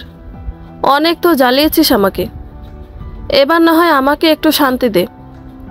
কাজবাজ করে আমার ঋণ কমা। ময়না মাথা নাড়ায়। সে আর কোনো কথা বলে না। সে কাশেম মোল্লার পিছন পিছন চলতে শুরু করে। কাশেম মোল্লা ময়নাকে নিয়ে অন্য এক গ্রামে আসে। ময়না ভেবেছিল তাকে কারো বাড়িতে কাজে দিয়ে দিয়েছে তার বাবা। সেই ভেবে কাশেম মোল্লার সাথে এক বাড়িতে প্রবেশ করে। বাড়িটি বেশ বড়, 2 তলা দালান। ময়না ম্লান হাসে। এত বড় বাড়িতে কাজ করবে? নিশ্চয়ই ভালো টাকা দিবে। ময়না মনে মনে ভাবে, এখানে আমি সব কাজ ঠিকঠাকভাবে করলে নিশ্চয়ই বাবা মা আর আমাকে বকবে না। এই টাকায় আমাদের সংসারও ভালো চলবে। কিন্তু ময়না বুঝতে পারেনি ভেতরে তার জন্য কি অপেক্ষা করছে। যদি ময়না এক মুহূর্তের জন্য বুঝতে পারত, তাহলে কি সে তার বাবার সাথে এতটা পথ আসতো না। কে জানি বলেছিল, পৃথিবীতে খারাপ পুরুষ থাকলেও বাবা নেই। কোনো বাবা খারাপ হয় না, কিন্তু কথাটি ভুল। ময়নার এমন কথা আবির মাহমুদ এবং সেহা কিছুটা কেঁপে ওঠে। তারা বুঝতে পারে সামনে ময়নার জীবনে ভয়াবহ কোনো ঘটনা ঘটতে চলেছে। ময়না বলে, সম্পর্ক অনুযায়ী কেউ খারাপ বা ভালো নয়, বরং মানুষ হিসাবে ভালো খারাপ চিহ্নিত করা উচিত। যে মানুষ খারাপ সে খারাপই। বাবা হিসেবে খারাপ, স্বামী হিসাবে খারাপ, ভাই হিসাবে খারাপ, সে সবসময়ের জন্য খারাপ। এটা বলে ময়না কান্না করে দেয়। সে নিজের চোখের পানিকে অনেক কষ্টে আটকায়। চোখ মুছে নেয় নিজের। অন্যদিকে আবির এবং সেহা বাকি ঘটনা জানার জন্য অধীর আগ্রহে বসে আছে। ময়না পুনরায় বলতে শুরু করে। ময়না এবং কাশেম মোল্লা বাড়ির ভেতরে ঢুকে। সেখানে ঢুকে ময়না রাজীবকে দেখে অবাক হয়। তার বাবার হাত চেপে ধরে বলে, উনি এখানে কেন? রাজীব মুচকি হাসে। ময়না দেখে রাজীবের সাথে আরও 2 জন পুরুষ রয়েছে। একজন প্রায় তার বাবার বয়সী, অন্যজন রাজীবের বয়সী। ময়নার সামনে একটা লোক কাশেম মোল্লাকে পুরো 1 লাখ টাকা তুলে দেয়। ময়না কিছু বুঝতে পারে না। সে ভীষণ ভয় পায়। ভয় পেয়ে কাশেম মোল্লার হাত জড়িয়ে ধরে আছে। কাশেম মোল্লা টাকা নিয়ে ময়নার হাত ছাড়িয়ে নেয়। ময়না কাঁপা কাঁপা গলায় বলে, বাবা। কাশেম মোল্লা ময়নার কোনো কথা না শুনে বাড়ি থেকে বেরিয়ে যায়। রাজীব সাথে সাথে গিয়ে দরজা বন্ধ করে দেয়। ময়না কিছু বুঝে ওঠার আগে সবাই তাকে ঘিরে ধরে। ধীরে ধীরে দুঃখিনী ময়নার জীবনে আরও একটি কালো অধ্যায় যুক্ত হয়, যেটা ছিল ভয়াবহ। 3 জন পুরুষের কামনার শিকার হতে হয় তাকে। আশ্চর্যজনকভাবে ময়না খেয়াল করে সে কাঁদছে না, তার চোখে পানি নেই। সে একদম শান্ত, নির্বাক চোখে উপরের দিকে তাকিয়ে আছে। ময়না বুঝতে পারে রাজীব এবং বাকিরা যত তাকে আঘাত করছে, তত তার ভেতরের ময়না মারা যাচ্ছে। সে ধীরে ধীরে অন্য একজনের রূপান্তর হচ্ছে, যার চোখে ভয়, কান্না, কষ্ট কিচ্ছু নেই, আছে শুধু বদলা। ময়না বুঝতে পারে সে আর সেই নাই, সে অন্য কেউ হয়ে উঠছে। এই ময়না যদি সেই ময়না হতো, তবে সে এখন নিজেকে শেষ করার কথা ভাবত। কিন্তু ময়না সেটা ভাবছে না। অন্যদিকে রাজীব ময়নাকে যত গভীরভাবে স্পর্শ করছে, ততই নোংরাভাবে বলছে, কাশেম মোল্লা টাকার জন্য ময়নাকে কিভাবে তাদের কাছে বিক্রি করে দিয়েছে। সেদিন সন্ধ্যাবেলা কাশেম মোল্লা এসে ময়নাকে বাড়ি নিয়ে যায়। যাবার পথে নানাভাবে হুমকি দেয়, এসব কথা কোথাও না বলার জন্য, যা হয়েছে তা ভুলে যাওয়ার জন্য। ময়না কোনো কথার কোনো প্রত্যুত্তর করেনি। সে একদম নিশ্চুপ হয়ে কাশেম মোল্লার সাথে বাড়ি আসে। ময়না বাড়িতে আসতে তার মা পারুল বেগম জানতে চায় কাজ কেমন হলো, সব পেরেছে, কি কাজ। ময়না কোনো কথার কোনো জবাব দেয়নি। সে চুপচাপ গিয়ে বিছানায় শুয়ে পড়ে। এভাবে চলে যায় 10 দিন। প্রতিদিন কাশেম মোল্লা ময়নাকে দিয়ে আসতো। ময়না এতদিনে জানতে পেরেছে রাজীব কাশেম মোল্লাকে টাকা দেওয়ার পাশাপাশি নিজেও নিত, তার লাভের অংশ নিয়ে নিত। এরপর আসে সেই দিন যেদিন পারুল বেগম লাবণ্যকে নিয়ে তার বাপের বাড়ি যায়। বাড়িতে ময়না এবং তার বাবা ছিল। ময়না এতদিন নিজেকে প্রস্তুত করেছে তার ভেতরে শান্ত ভীত ময়নাটাকে মেরে ফেলে নতুন এক ময়নার জন্ম দিতে। ময়নার দৃঢ় বিশ্বাস সে সফল হয়েছে। সে আগের ময়নাকে শেষ করে দিয়েছে। সেদিন রাতে রাজীব আসে মোল্লা বাড়ি। কাশেম মোল্লা রাজীবকে দেখে কিছুটা বিরক্ত হয়, তবে কিছু বলে না। ময়না তাদের খাবার খেতে দেয়। ময়না জানে রাজীব কেন এসেছে, সেজন্য আগে খাবার দিল। কাশেম মোল্লা অবশ্য জানে, তবে সে প্রতিবাদ করছে না। কাশেম মোল্লা এবং রাজীব একসাথে খাবার খেলো। তার কিছুক্ষণ পর দুজনে ঘুমিয়ে পড়ল। ঘণ্টাখানেক পর রাজীব এবং কাশেম মোল্লার জ্ঞান ফিরে। তারা চোখ মেলে তাকায়। তারা এতক্ষণ ঘুমাচ্ছিল না, বরং জ্ঞান হারিয়ে ফেলছিল। চোখ মেলে দুজনে একে অপরের দিকে তাকিয়ে আটকে ওঠে। কাশেম মোল্লা দেখে তার এবং রাজীবের 2 হাত 2 পা কেটে ফেলা হয়েছে। ঘরটা রক্তে তলিয়ে যাচ্ছে। তারা দুজন চিৎকার করে ওঠে। ময়না তখন সামনে শান্ত চোখে বসেছিল, তার হাতে রামদা। কাশেম মোল্লার এই প্রথম নিজের মেয়েকে দেখে ভয় লাগছে, ভীষণ ভয়। রাজীবও ভয় পাচ্ছে। কাশেম মোল্লা ভয়ে ভয়ে বলে, মা ময়না, তুই এটা কি করলি? এখনো কিছু করিনি, আসলে তোমাদের জ্ঞান ছিল না।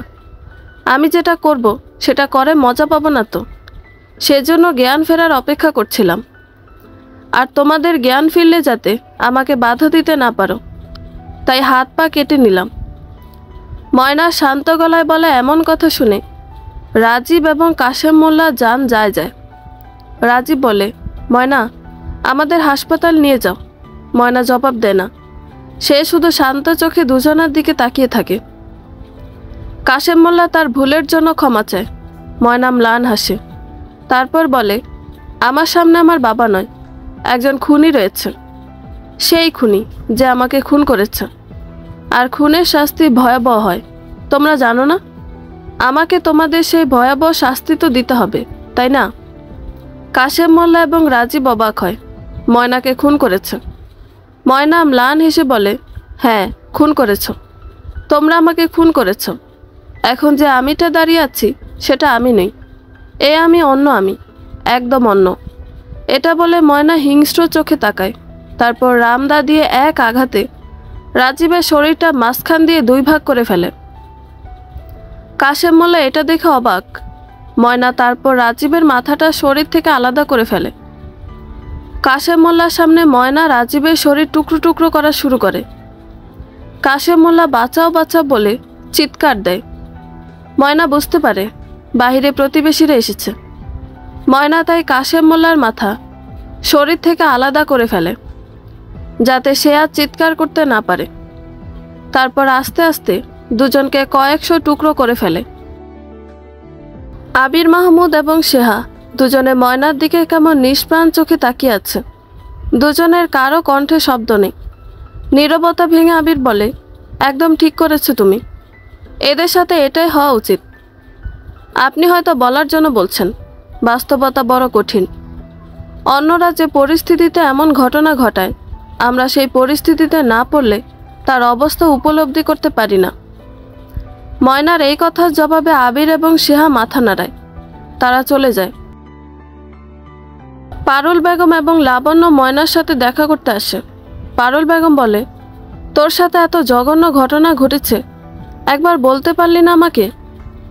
তোমাকে বললে কি হতো? সেই তো বলতে, মানিয়ে নে। এর বেশি কিছু কি বলতে? পারুল বেগম মাথা নিচু করে ফেলে।